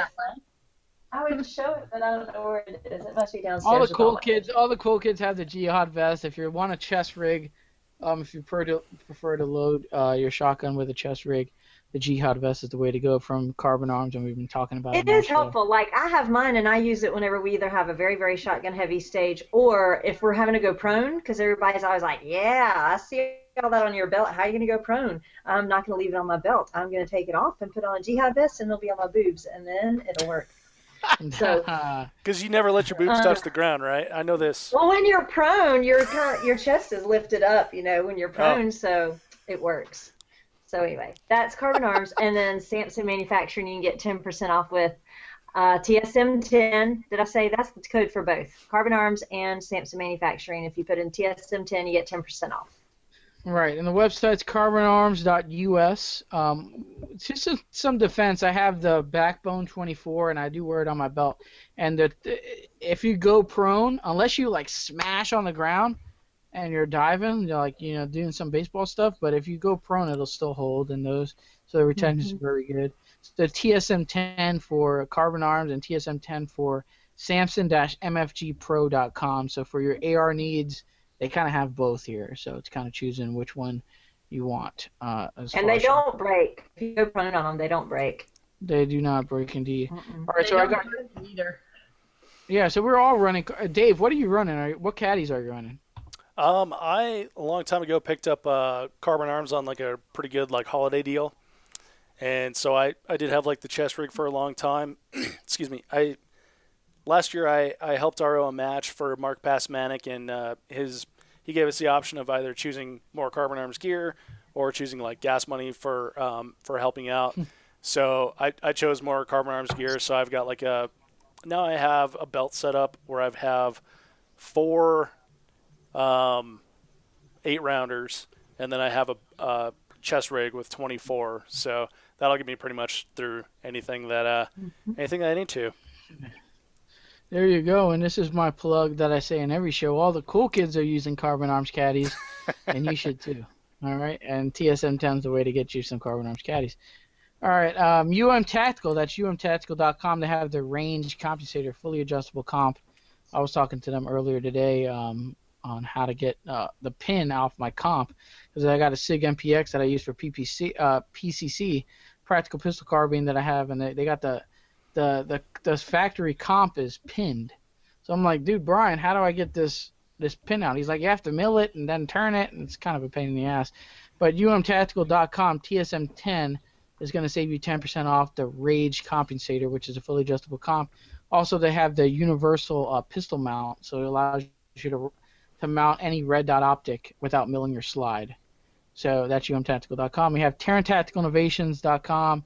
That's TSM10. So they just came out with the Glock 43 base pads that are +3 capacity. So the only complaint that I hear about the Glock 43 is that it only holds 6 rounds in a mag. So you get a three extra rounds with the TTR base pad. So make sure you take advantage of that. Benelli M2s, TTR rifles, it doesnn't matter. TSM10 is valid everywhere on TerranTacticalInnovations.com. What do we have? Dewey rods. DeweyRods.com. You need to find us a rod to clean to go down the barrels of your firearms. And that Dewey rods got it at DeweyRods.com. TSM15 is going to save you 15% off some. They got the 3-gun field kit. Nikki, you don't have one of those, right? No, I actually still have it here from the episode we did with Dewey. I have this. This is my field kit. Dude, that's the Walmart special. You cannot carry those. Those aren't portable. You know, we gotta get you a Dewey Rod field kit. It's portable. It does everything for 3 guns, and that's what it is. TSM. I don't have one either. I need one. Oh man, it's sad. It's sad that you guys don't have one. 4mm munitions for all your handgun ammunition needs. We were talking about practical. Practical carbine. Well, 9mm carbines and 3-gun. All right. 4mm munitions has a specific load in 9mm for those carbines and 3-gun. So that's teamfmm.com. TSM5 is going to save you 5% off all your handgun ammunition needs over there. And then we have tactical shit. Shop.tacticalshit.com. TSM10 will save you 10% off your entire order. If you want to order some liberal tiers bacon scented gun oil, you can get TSM. You can get 10% off your order there. Dave, do you have anything for the discount corner? Yeah, I have one. The 3-gun show has one sponsor. It's MGM Targets. Travis gave me a call one time, and he's like, you know what, Dave, we really like what you're doing. I think it's got legs and I think it's going to go far, so we want to be behind it. We want our name all over it. The cool thing about podcasts, as you guys know, is that they're out there forever. So when you advertise on a podcast, it sticks around in perpetuity as long as that podcast is around. So, yeah, Travis gave me a discount code for 10% off of MGM Targets, which are really cool. So it's DHMGM10, DHMGM10. And then I'll save you 10% off your purchase. And I got to say, the one of the coolest targets that I've been playing around with lately is the auto popper. And, you know, they're like the little skinny guys. They look like a popper, but they're a little tiny, but they're on a spring and they reset. Reset themselves. Yeah, it's so cool when you're shooting like long range because it makes you concentrate on getting like your hits on target, right? And then once you knock it down, it comes right back up and you're back ready to go. It's great for shotgun too because you can knock them down again and again. I've found that they're great for positional work because you move to one position, you take a shot on that target, move to the next position, take a shot on that target, and then you're spending more time practicing than resetting targets, putting out new clays and things like that. So, yeah. So anyway, Great DHM for GM10. resetting, make you cuss at a match. Yeah. Yes, Yeah, absolutely. no one likes to reset. I have No, but those little bitty skinny. Ooh. Oh yeah, those are rough, huh? I've cussed And they at a most lot of likely those. you got to take those with pistol most of the time. Yeah. It seems. Yeah, and yeah, they're great for pistol practice too because it forces you to not jerk that trigger because a lot of people like get right lined up and then jerk the trigger and then it goes down to the side. You can't do that Yeah. with these; they're not forgiving. So yeah, it's become like my favorite practice target. So check out MGM targets when you're shopping for sealed targets for practice. We got to get the shooter. We got to get the 3-gun show. More sponsors, man, because I'm telling you, the podcast. It seems like people will listen. It's like podcasts get more like listeners / viewers Mm-hmm. than like a live stream will, because there's too much things. You have to click here, watch the video for an hour and a half. No one wants to sit around and watch. Well, the great thing So- about podcasts is like you can download and listen to them at your leisure. A lot of people Yeah. listen to them. So if you guys listen to the podcast, you know the guy at the beginning says, "Are you ready? Stand by," and then at the end he says, "If finished, unload, show clear." Right? That's my buddy Dan Troxel that I shoot with at the local matches, and he tells me all the time, like, Dave, I load up your podcast and then I go on my 4-mile walk every single day. Retired teacher, really good 3-gun shooter, hell of a good guy. But yeah, that's just one small example. Like, do it on your walk, do it in your gym. I hear a lot of people loading up like 7 or 8 podcasts and then listening to them while they're driving to a match. And the reason I know this is because when I've met a lot of guys' wives, the first thing they say to me is like, "Oh, you're that guy that I listened to all the way out here." Yeah. Sorry. Yeah, it's the best. It gets you kind of in the shooters. It gets you in that mood for a match. It's great. Yeah. And you can do the same thing with the Shooter's Mindset show, but you just got to go to YouTube and all that stuff, and then you have to plug in your phone. So podcasts are always a good thing. And the Shooter's, we'll talk to Dave. The Shooter's Mindset would like to sponsor the 3-gun show. There you go. We'll Sweet. figure out how to. I gotta give him like a lifetime supply of massages or something. And we'll get the Shooter's Mindset on I there am real somehow. tense right here. I'm real tense right there. Right, it's in the back. Do we need to leave you two alone? Oh, audio only. So, Should Nikki and I just back out? Yeah, I'm feeling like I don't want to be here. Hey, you never know what goes into details of sponsorship of shows. Sometimes that stuff goes, that's why I don't like to talk about sponsorship details. This took It's a turn, all- didn't it? And so, all right. So moving on here. Let's not let's not dig the hole any deeper than I just made it. But it's kind of weird now. But what are we? You're the one that was wanting to massage him. And he can't get out of it too, dude. Just Hey, you run. guys are part of the Shooter's Mindset crew, right? So maybe you guys want to do a tag team on a Dave massage? No. NRA show, Dave. Are you gonna be there? I am now. Shit. Nikki's gonna be there too. So there you go. It's live. And Heath can join you. I was gonna say with my husband too. Yeah, and Heath can join you, so you kind of get a little bit of muscle and a little bit of finesse at the same time. All right. So that's gonna Now lead us. this is weird. Yeah, now this is weird. All right. So This is now weird that 10 leads me minutes to my next ago. question, but upcoming events, matches, or goals, and we're gonna talk about NRA show. Dave, are you going, and what do you have for upcoming events and goals? So I'm not going to the NRA show, unfortunately. I will be in Texas then. I'm sorry. No, I'm reading the Q&A You're section, reading. and Yeah. Lewis says a sword fight. This is weird. Now it's really weird. Oh, man. So Oh, okay, geez. I'm the new guy here, but I don't think you have to read those. Yeah. All right, so geez. upcoming matches for me. The next big match for me, and I'm going to be looking to my right here because that's where my calendar is. But the next big match for me is the 3-Gun Nation Southwest Regional in Austin. It's at the Copperhead Creek Shooting Club. I'm really looking forward to that one because I've actually never been to Texas, so I'm going to spend some days down there and see if I can find some good tacos. No burritos, stuff like that. Right. And looking forward to that. And then the weekend after that there's a Dissident Arms multi-gun. I had Michael Whitesides on from Dissident Arms last week, and that's 3gunshow.com/episode 70. Mike was awesome. Like the way he talks about his match, him and Lan from Dissident, they really want to get better, and they put matches on to bring out like the best in their shooters. And the way he was talking about it just made me think like, oh, I want to go. So I'm actually going to stay an extra week in Texas, and then I'm going to go to that match. Then I'll be back in Colorado. Let's see, June 4th is the Pikes Peak Shotgun Challenge, which is going to be a lot of fun. It's always a great match. It's 10 stages in one day in Colorado Springs, and Mike Payne puts that on, and he always does a really good actual challenge. And then from there, my next match will be the Three Gun Nation Eastern Regional in South Carolina. From there, I'm going to go learn how to shoe horses and then visit my brother in Wisconsin. Coming back in July for the shooting horses. No, everyone always thinks I say shoot. Shoe horses. Oh. What are you saying on a live broadcast? I was like, most people shoot bears, most people shoot deer, but I never heard of someone shooting horses. Shoe horses. You can't say that live, Dave. So you guys know Mo Shaw, right? Yeah. Sequence precision shooter. So Mo's a farrier, right? So he shoes horses. So I'm going to go over to Ohio and learn how to shoe horses with Mo.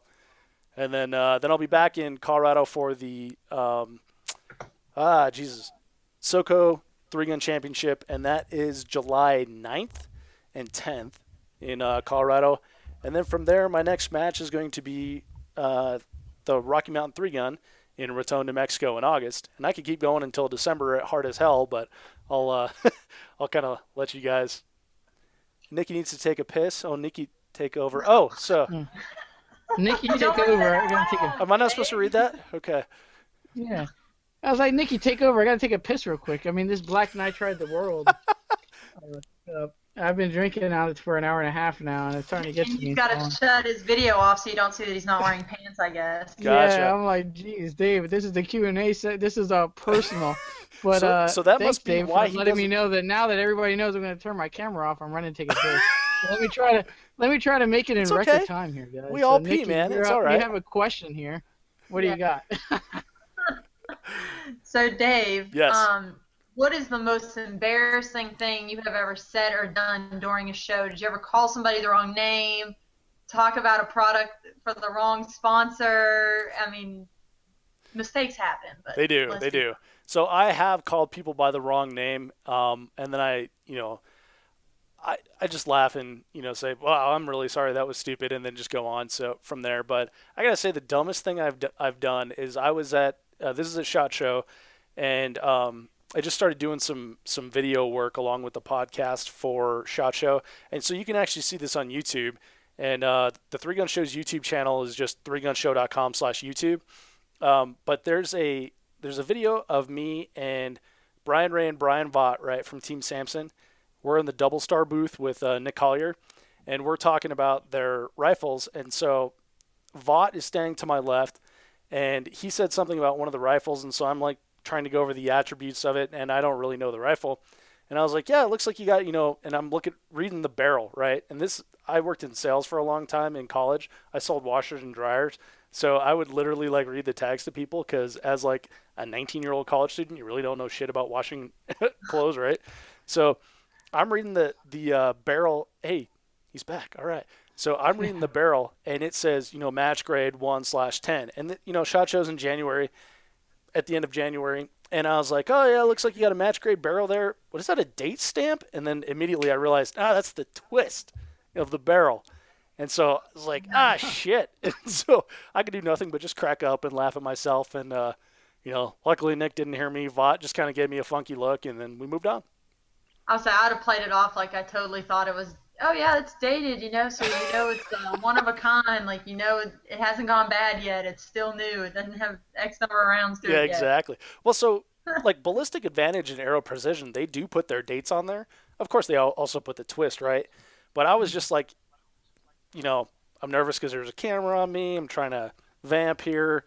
And, yeah, it was no excuses. I'm dumb. Turn the camera on. It brings out the dumb in you. Yeah, for sure. Yeah. And do we have any live on Facebook or anything that we want to hit before we I got one more, and then we can kind of round this one off? Well, Robin Tater said that her husband listens to the Three Gun Show podcast while mowing the lawn. Thanks for helping our lawn look nice. You are welcome. See, it's touching lives. Look at that. You are touching lives one grass cutting session Exactly. at a time. Like I say, somebody takes something different away from each show that you do. Exactly. That guy took Yes, away I- lawn care. Dave is getting into the business of lawn care right after this. Thanks, Robin Tater, for That's right.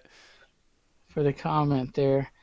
All right, so I'll round this one up to the last one I have for you here, Dave, and then we can go into shout-outs here. It was a great show. I mean, we could kind of talk.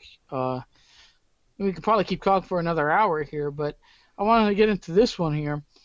There might be a few listeners curious on equipment that you use for your podcast and I use for live streaming this the Shooters Mindset show.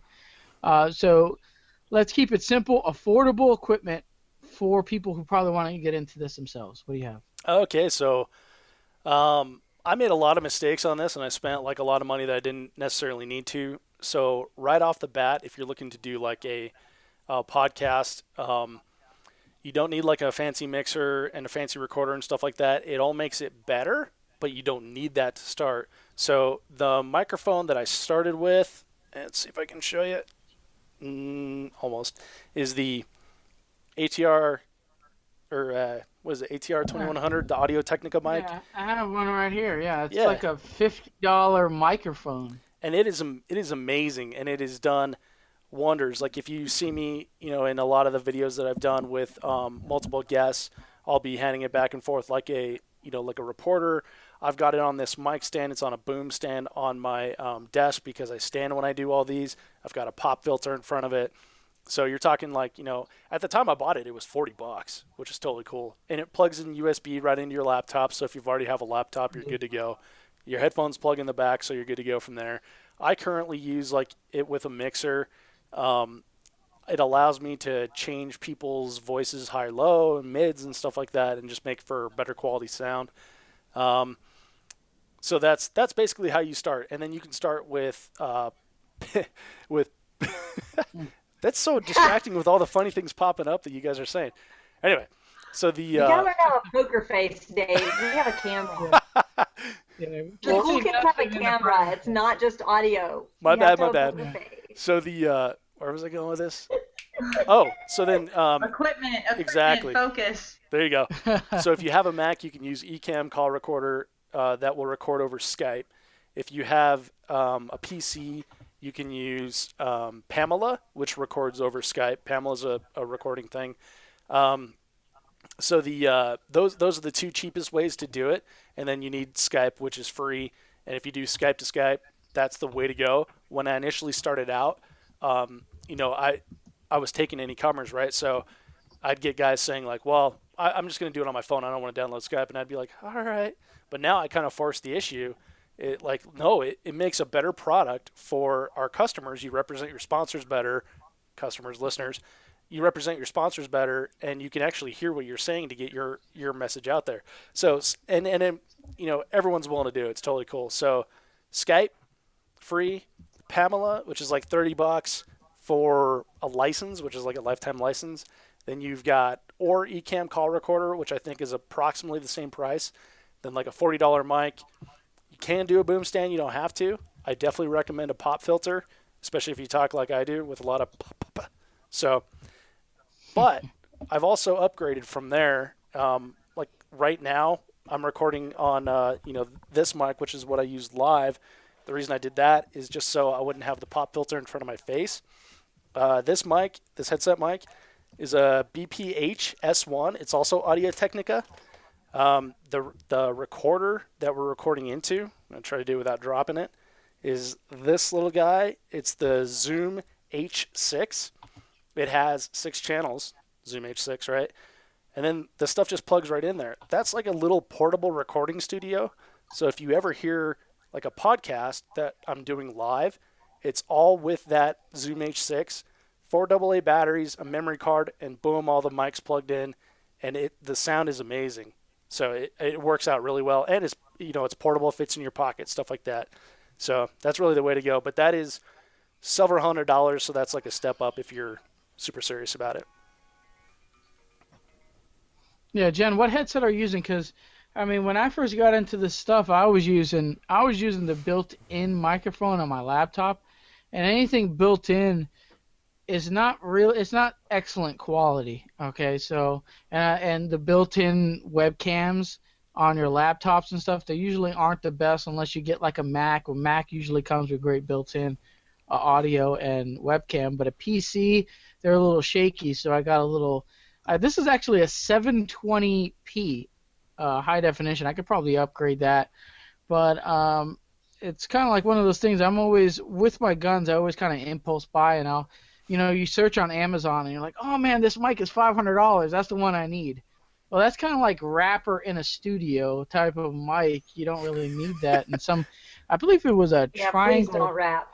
Yeah, Triangle. I think it was a Triangle shooting podcast. They talk. Oh, it was another guy that kind of got me into Triangle Tactical. Yeah, Triangle Tactical. He's like, one time we were talking, he's like, dude, no, all you need is this like $50, $40 mic. Just order off of Amazon, and I ordered it. And that's the same one that Dave uses here. It's just, I got a little windshield, aftermarket windshield on it, but that's about it. And then the webcam was like $20. So I mean, it doesn't take a rich man to do this type of podcast or live streaming.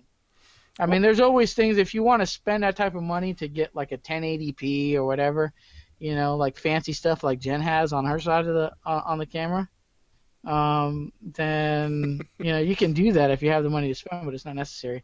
Jen, what headset are you using?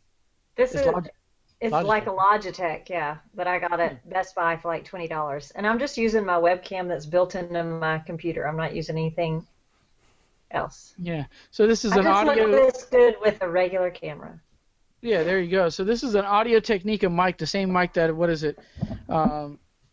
ATR 2100. This is a USB mic, and then I have their Audio Technica headset, which doesn't have the like Dave's.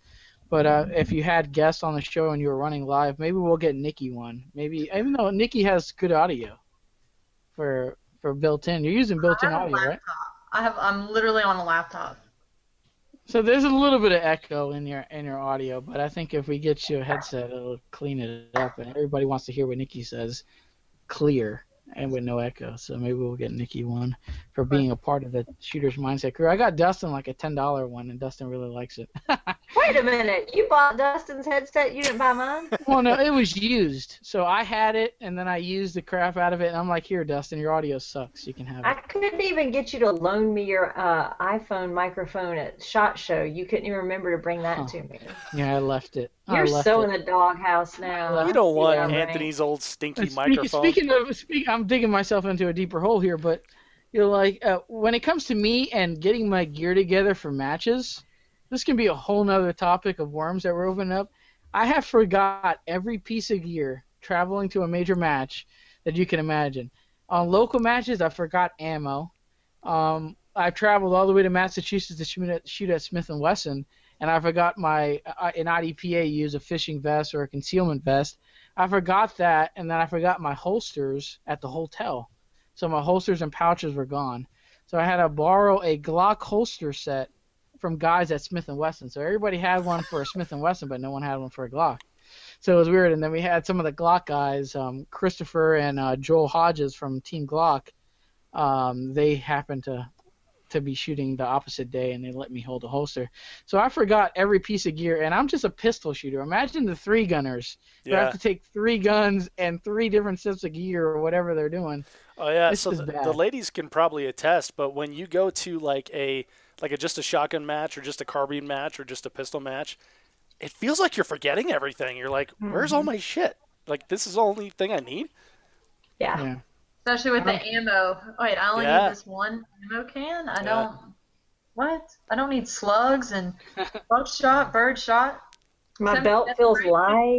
I mean, no, I forget it, man. And there's a checklist that Julie Golub has, captain of Team Smith & Wesson. She has available, I believe, on her website, which is juliegolub.com, and I print that out and I use it every time now since I forgot some key things. It's funny you mentioned. Theme with you. Funny you mentioned that because I had Jansen Jones on the podcast, right? And I asked Jansen, like, so what do you take to a match? And he, off the top of his head, boom, boom, boom, like everything he brings down to like the color of the bag, like what magazines he has with like 20, stacked 20, 30, stacked 30, or coupled 30, 40 rounds. Like he went over everything that he takes, like just off the top of his head, like 'cause he's done it so much. So what I did was I took all that stuff and I put it together in a list for myself. Actually, I should make that available for my audience. But I made a checklist for myself of shit that Jansen Jones brings to a match, and it works out well for me. Like I haven't forgotten anything since I've been using that. I'll make that available to the audience. So stick close to the Three Gun Show if you're interested in that. I'll make it available. Yo, I joke a whole bunch by calling Heath my parts manager, but he is legitimately the parts manager. Like this is gonna sound so sexist. I make the sandwiches. I pack the lunchbox for matches. I load up the water and the snacks and make sure we have all of that if we're gonna go shoot the next day. He makes sure everything's next to the front door, so the next morning he just loads it all in the car, and I don't think twice about it. I think once he forgot his jersey because I was being selfish and packed mine and not his. Nikki, we need to shoot together. I'll watch all your parts. You just make the sandwiches. It'll be great. That's literally, y'all laugh, but I'm not a morning person. He just doesn't even want to deal with me. If all I do is wake up, make the sandwiches, pack the lunchbox, make sure there's enough water, he'll take care of everything else just to not have to deal with me in the mornings. Well, I was thinking about a good thing you guys have like the same sponsors because he can just wear your jersey, but then he won't fit into your jersey. So a small versus a 2X yeah, might fit on his bicep. You could use it as a cape. Yeah. He uses it as a rag. I mean, literally, he could wrap it around his head, maybe. There you go.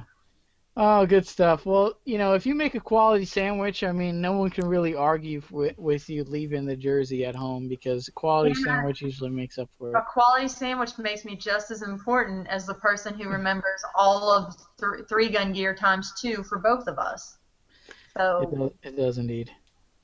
All right, good stuff. So we know now to ask Nikki for if you're squatted with Nikki, be sure at a match, be sure to tell her to pack you a sandwich also. We pack extra, so we generally do have some sandwiches. Jen, are you doing any sandwich packing on squad or what's going on here? Mm-mm. So yeah, no sandwich packing if you're squatted with Jen. I carry my own gear. I pack my own stuff. I fix my own guns, but I don't fix sandwiches. I tell you what, I am like I don't know, water boy on my squad when I shoot major matches because I watch guys that are 30 years older than me damn near passing out at the end of the day because I see them take like 3 sips of water. So I'm always the guy, like I've got a full cooler of water all iced down and I'm like forcing it into people's hands. I won't even ask them like, here's your water because I see like dudes at the end of the day, they got white shit around their mouth and they're like so dehydrated, especially like here in Colorado where it's so like hot and dry and we're like up at high elevation. So if you're on my squad, you get water. I take a lot of water and I take like granola bars and stuff. To be honest, when I take like a whole sandwich to a 3-gun match, I don't end up eating it because I feel guilty if I don't reset. Yeah. And I have to reload my mags, so I already feel bad that I'm like over there trying to reload mags really fast, and I'm not resetting this time. I feel like I should be eating it, and so I don't stop with a whole sandwich. But if I have something that I can like a granola bar, I can just like pop one up and I can go reset with one hand and chew on my granola bar. So I do better with that. But I don't eat during matches. They could be all day. I don't eat. Keith, though, is a bear. I swear if he does not get food in him, it's not fault that he can't hit a long-range target.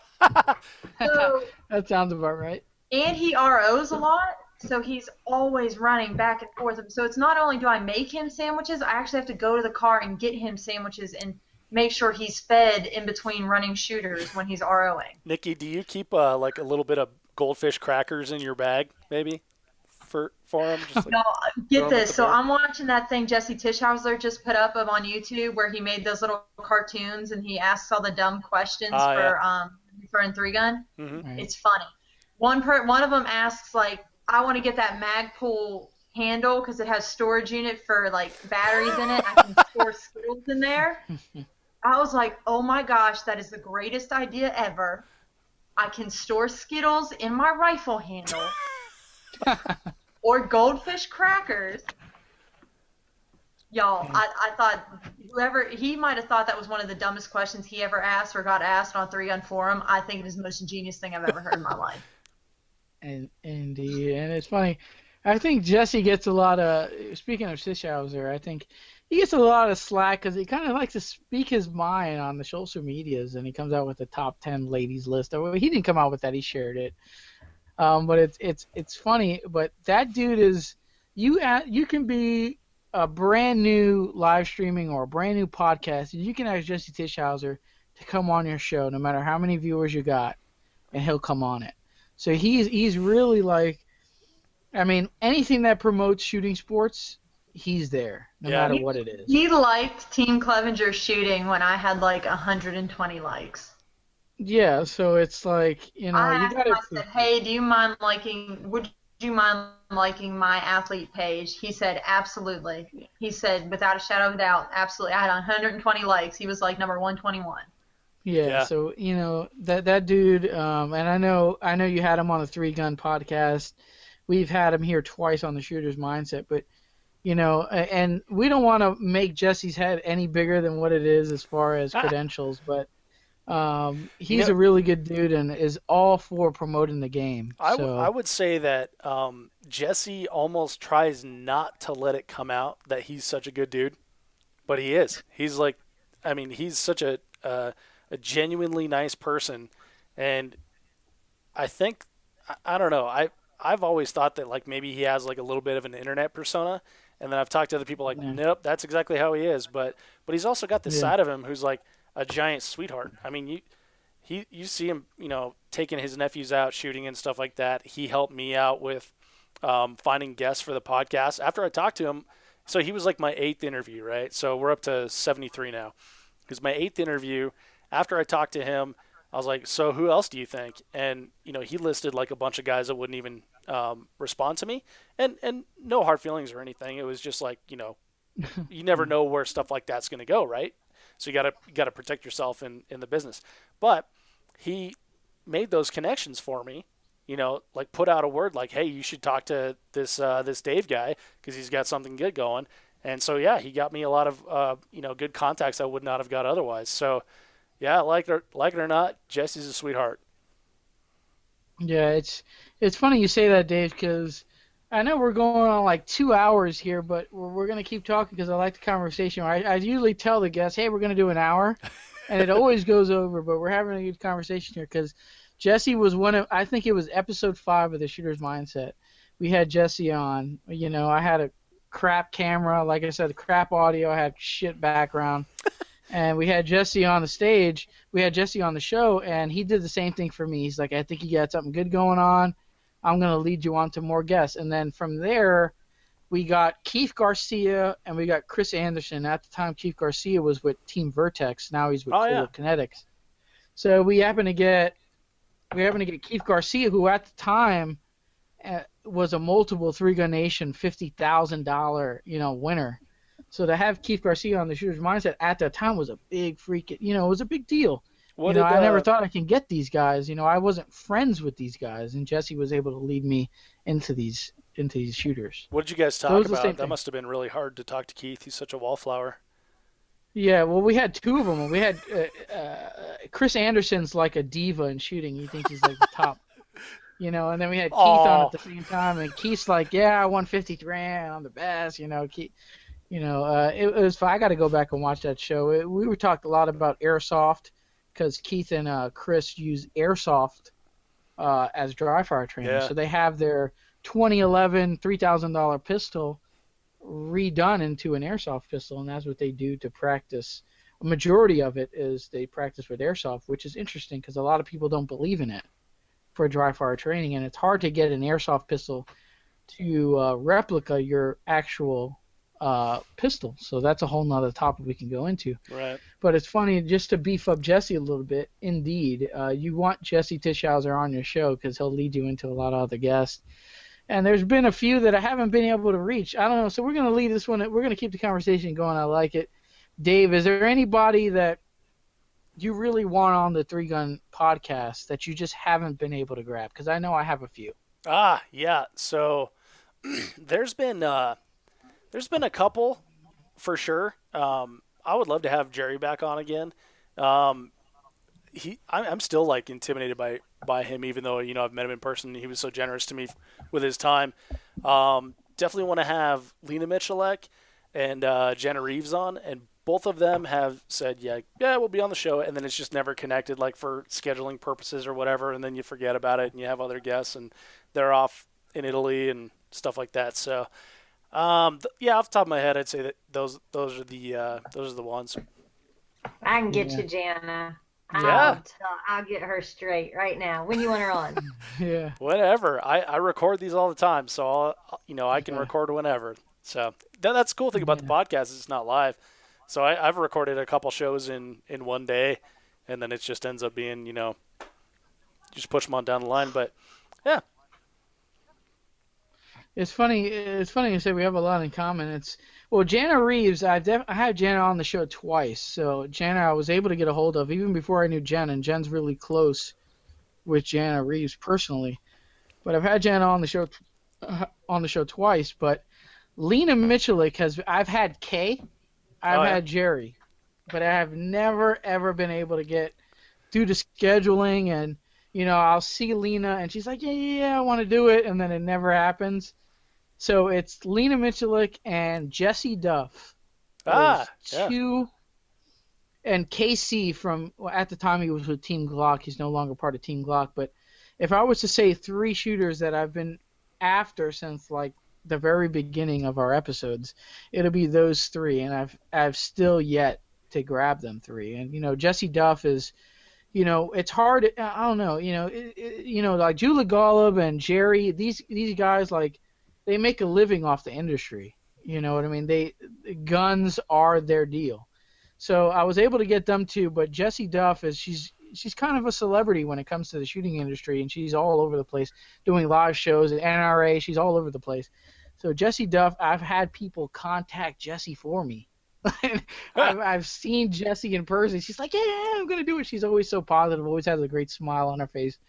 But between Lena and Jessie, Jessie Duff, those are the 2 people I've always wanted on the show. Obviously, Jessie Duff is the first Grandmaster USPSA shooter as a female. So that'll go in the history books forever.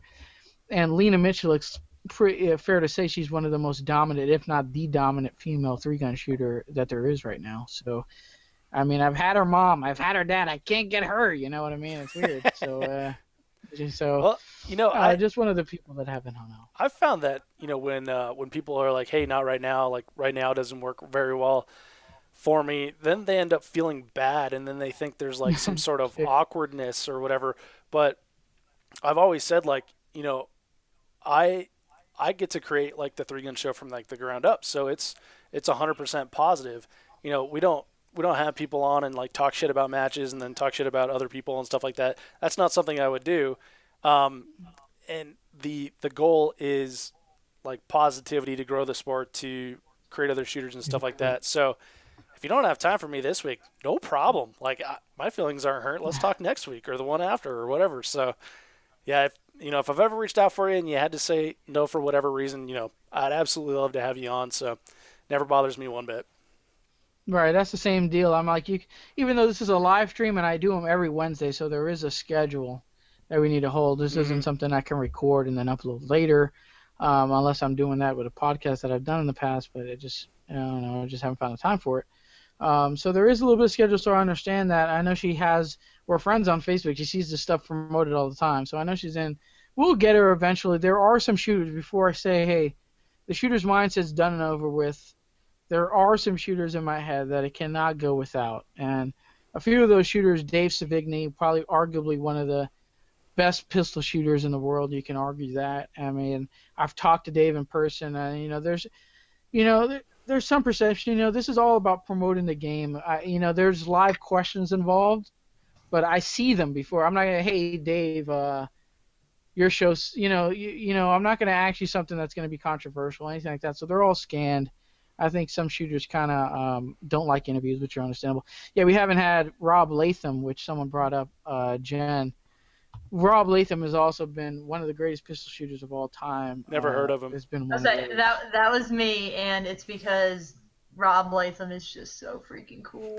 But he's so nice. You know what I mean? The dude's so nice. I just haven't. He's not a big social media guy, so I haven't been able to really reach out to him hard.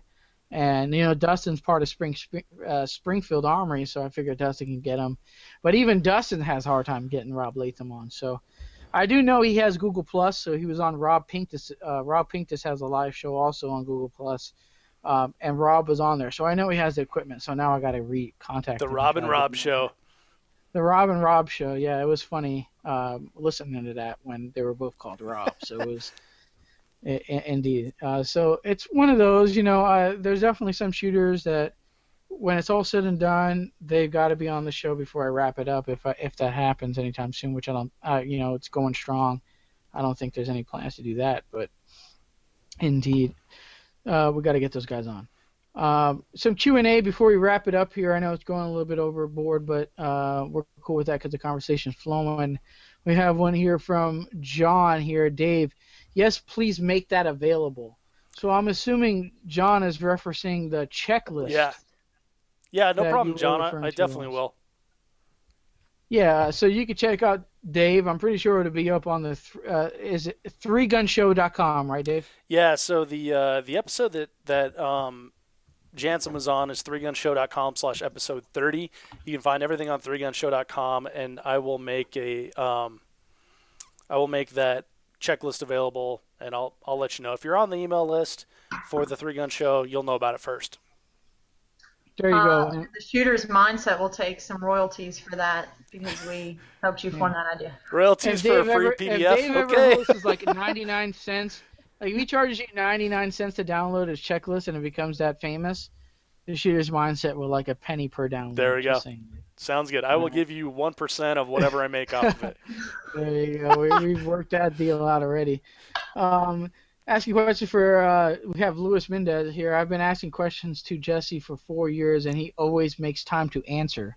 So talking about Jesse Tischhauser, if you want to, if you're a rookie to the game or just getting into, Jesse seems to be the guy to send a message, and he will get back to you. So no matter how rookie it sounds. Funny story. So years ago, like 2012 or something like that, I friended Jesse on Facebook, and he sent me a message back and said, he accepted, sent a message, said, hey, I'm a professional shooter. I try to support my sponsors. If you could like their pages, and he gave like a big list of, his sponsors, and then says, also please like my athlete page, and if there's ever anything I can do for you, please let me know. And I was like, okay. So I went and liked his sponsors and his athlete page and stuff like that. And then, 3 years later, when I started the 3Gun Show, I was like, oh, you know what? I wonder. And I go into Facebook, and sure as shit, they had that message from 3 years ago, and I just responded to it. I said, hey, man, if you still want to help me out with something, I'd love to have you on the podcast as a guest. So it's kind of funny. Like I've actually taken that as well. So in my email list, part of like the Canned Spam Act or whatever the hell they call it, you have to put a disclaimer at the end with your name and address and stuff. And in that disclaimer, it says, if there's ever anything I can do for you, please ask. And that I got that from Jesse. So there you go. And not to boost him up any more than we already have to the show, but I've got Jesse a couple sponsors. He's kind of said, hey, these guys are looking, this guy's are looking. So it's kind of like our relationship is like I scratch your back, you scratch mine. And he's bought me a few vodkas and a few vodkas. And I'm like, cranberries, Anthony, really? Yeah. Well, he drinks Tito's and ginger ale. Good one, Nikki. And he bought me a couple of those, and we're like buddies forever now. If you want to buy me a drink, you're now officially a buddy forever. Yes, Anthony's a cheap date. Yeah, I'm very cheap date. If you, I'm not a big fan of Bud Light or any type of light beer, but if you. But you break out the wine coolers, those Bartles and James. He's all over that. Yeah, you break out them Smirnoff. They're Smirnoff ice. Green apple. He's drinking some Zima. Yeah, and I'm friends for life. Nice. So Nice. that's how I'm friends with. All right. I guess we can kind of wrap this one up here. We gone a little long, but it was a great conversation, and we would like to have Dave back on because I think we have so much more to talk about here.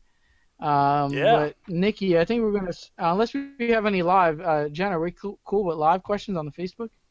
We're good live. We're clear. Yeah, and I'm cool with live on my end. I think we're gonna send this one down to shout outs here. Nikki, we're gonna start off with you. I know I kind of left you out of the discount corner here, so if you want to add that into the shout outs portion. My opportunity to make friends, Anthony. Come on. Yeah, I know I screwed up.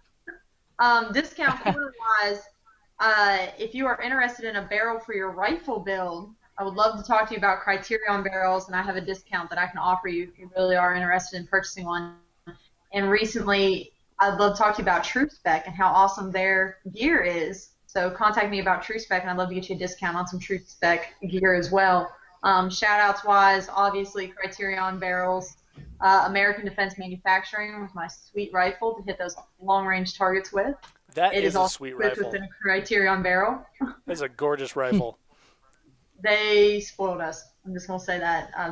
Fantastic rifles. Eagle Imports is another sponsor that really spoils us, and I'm really excited to have them. Got some new SPS pistols coming in soon, next couple weeks. Some too many cranberry vodkas, and next thing you know, my pistol's going to have my name engraved on it and all this crazy stuff. And I can't believe I actually said cranberry and vodka, which is something I totally don't drink. If you guys really believe me. So I thought, SPS, drunk or not, at SHOT Show, sure enough, are gonna hopefully when that gun arrives has my name engraved on it and it's spelled correctly. Pure Gold, shout out Pure Gold Shotgun Chokes, Stage 0 Shooting Supply. Contact Donnie Flo. He's got SPSs that he'll sell you, and TrueSpec gear on his site. Shout out to my local 3-gun club, 3-Gun Nation Series Club, the Upstate 3-Gun, located at the Clinton House.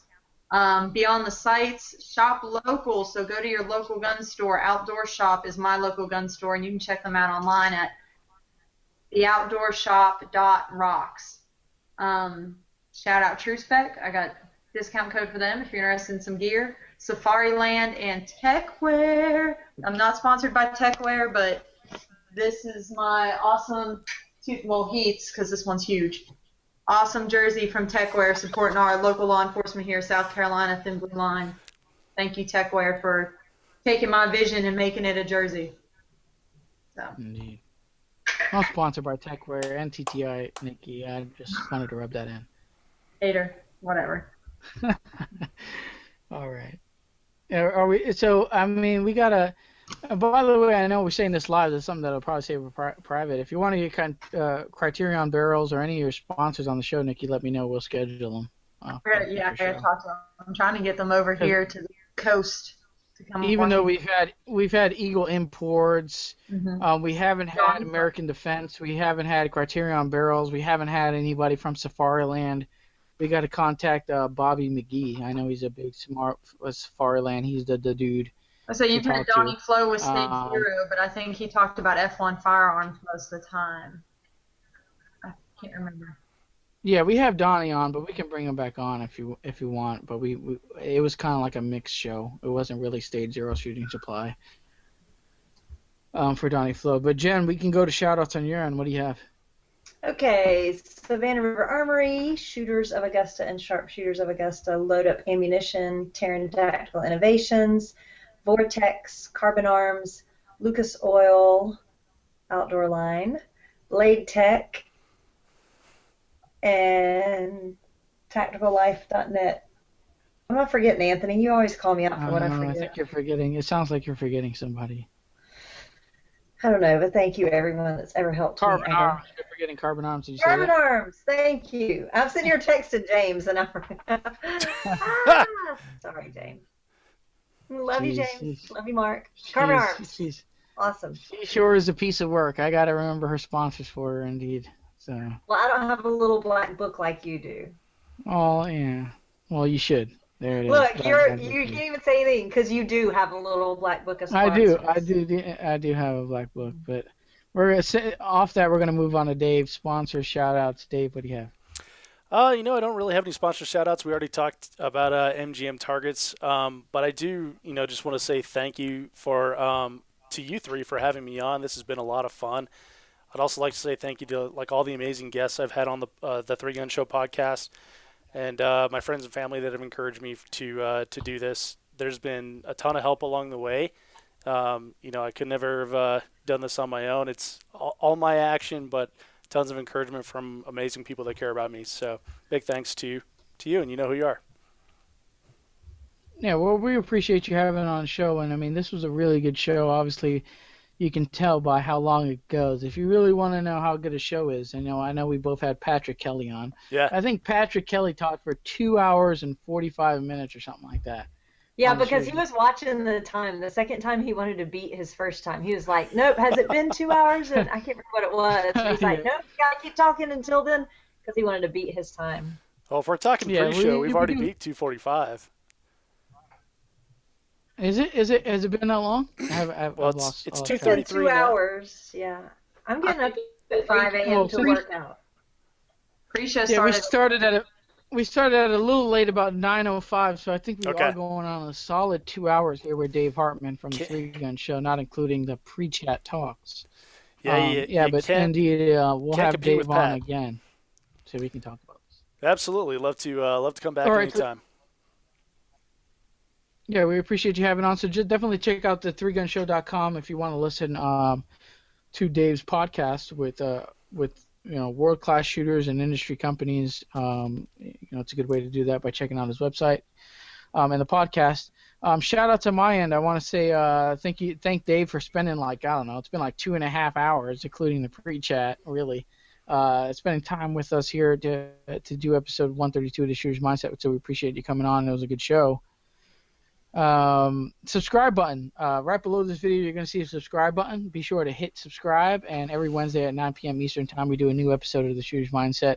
Also, I have some competition reviews, some competition videos and gear-related reviews on the channel. So be sure to subscribe and check those out. Definitely want to give a big shout out to Tactical Shit. That's tacticalshit.com, and their store is shop.tacticalshit.com. For being a big supporter of the Shooter's Mindset show. We really appreciate it. If you want to email me, theshootersmindset@gmail.com. If you have any guest suggestions, anybody you want to have on the show, or you just want to talk to me about getting involved in competitive shooting, I'll be happy to help you in any way I can.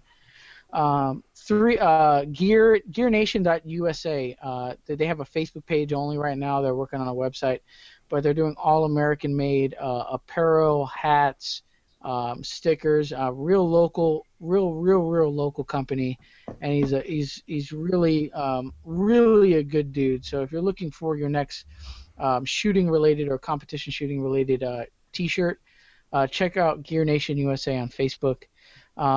We have Rise Armament for your AR-15 needs. They have a really the Ferrari of AR-15 triggers, I call them. That's their Yep. See, Froze. The interwebs couldn't even take all his sponsors. Well, I'll take over from here. Hey, it was nice to meet you, ladies.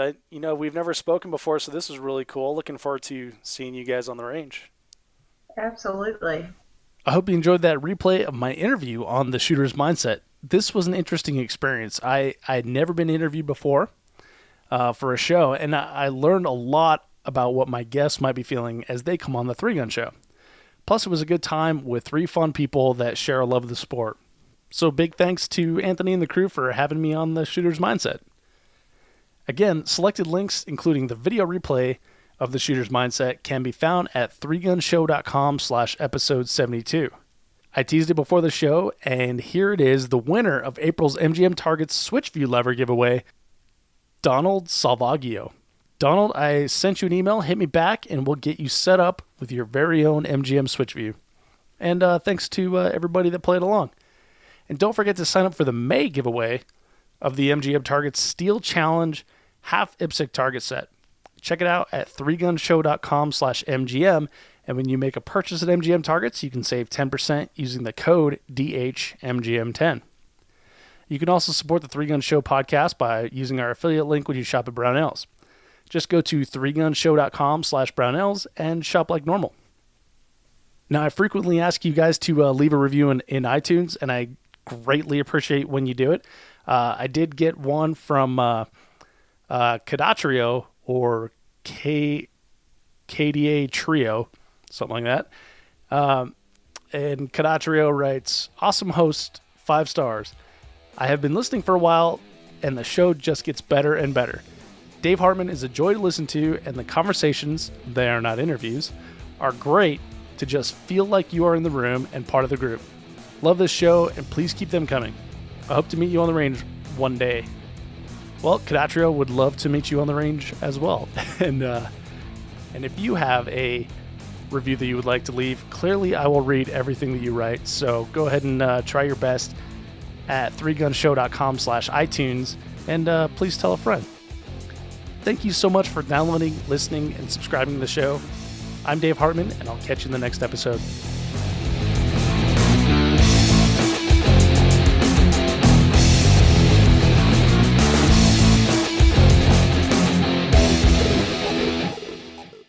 If you are finished, unload, show clear.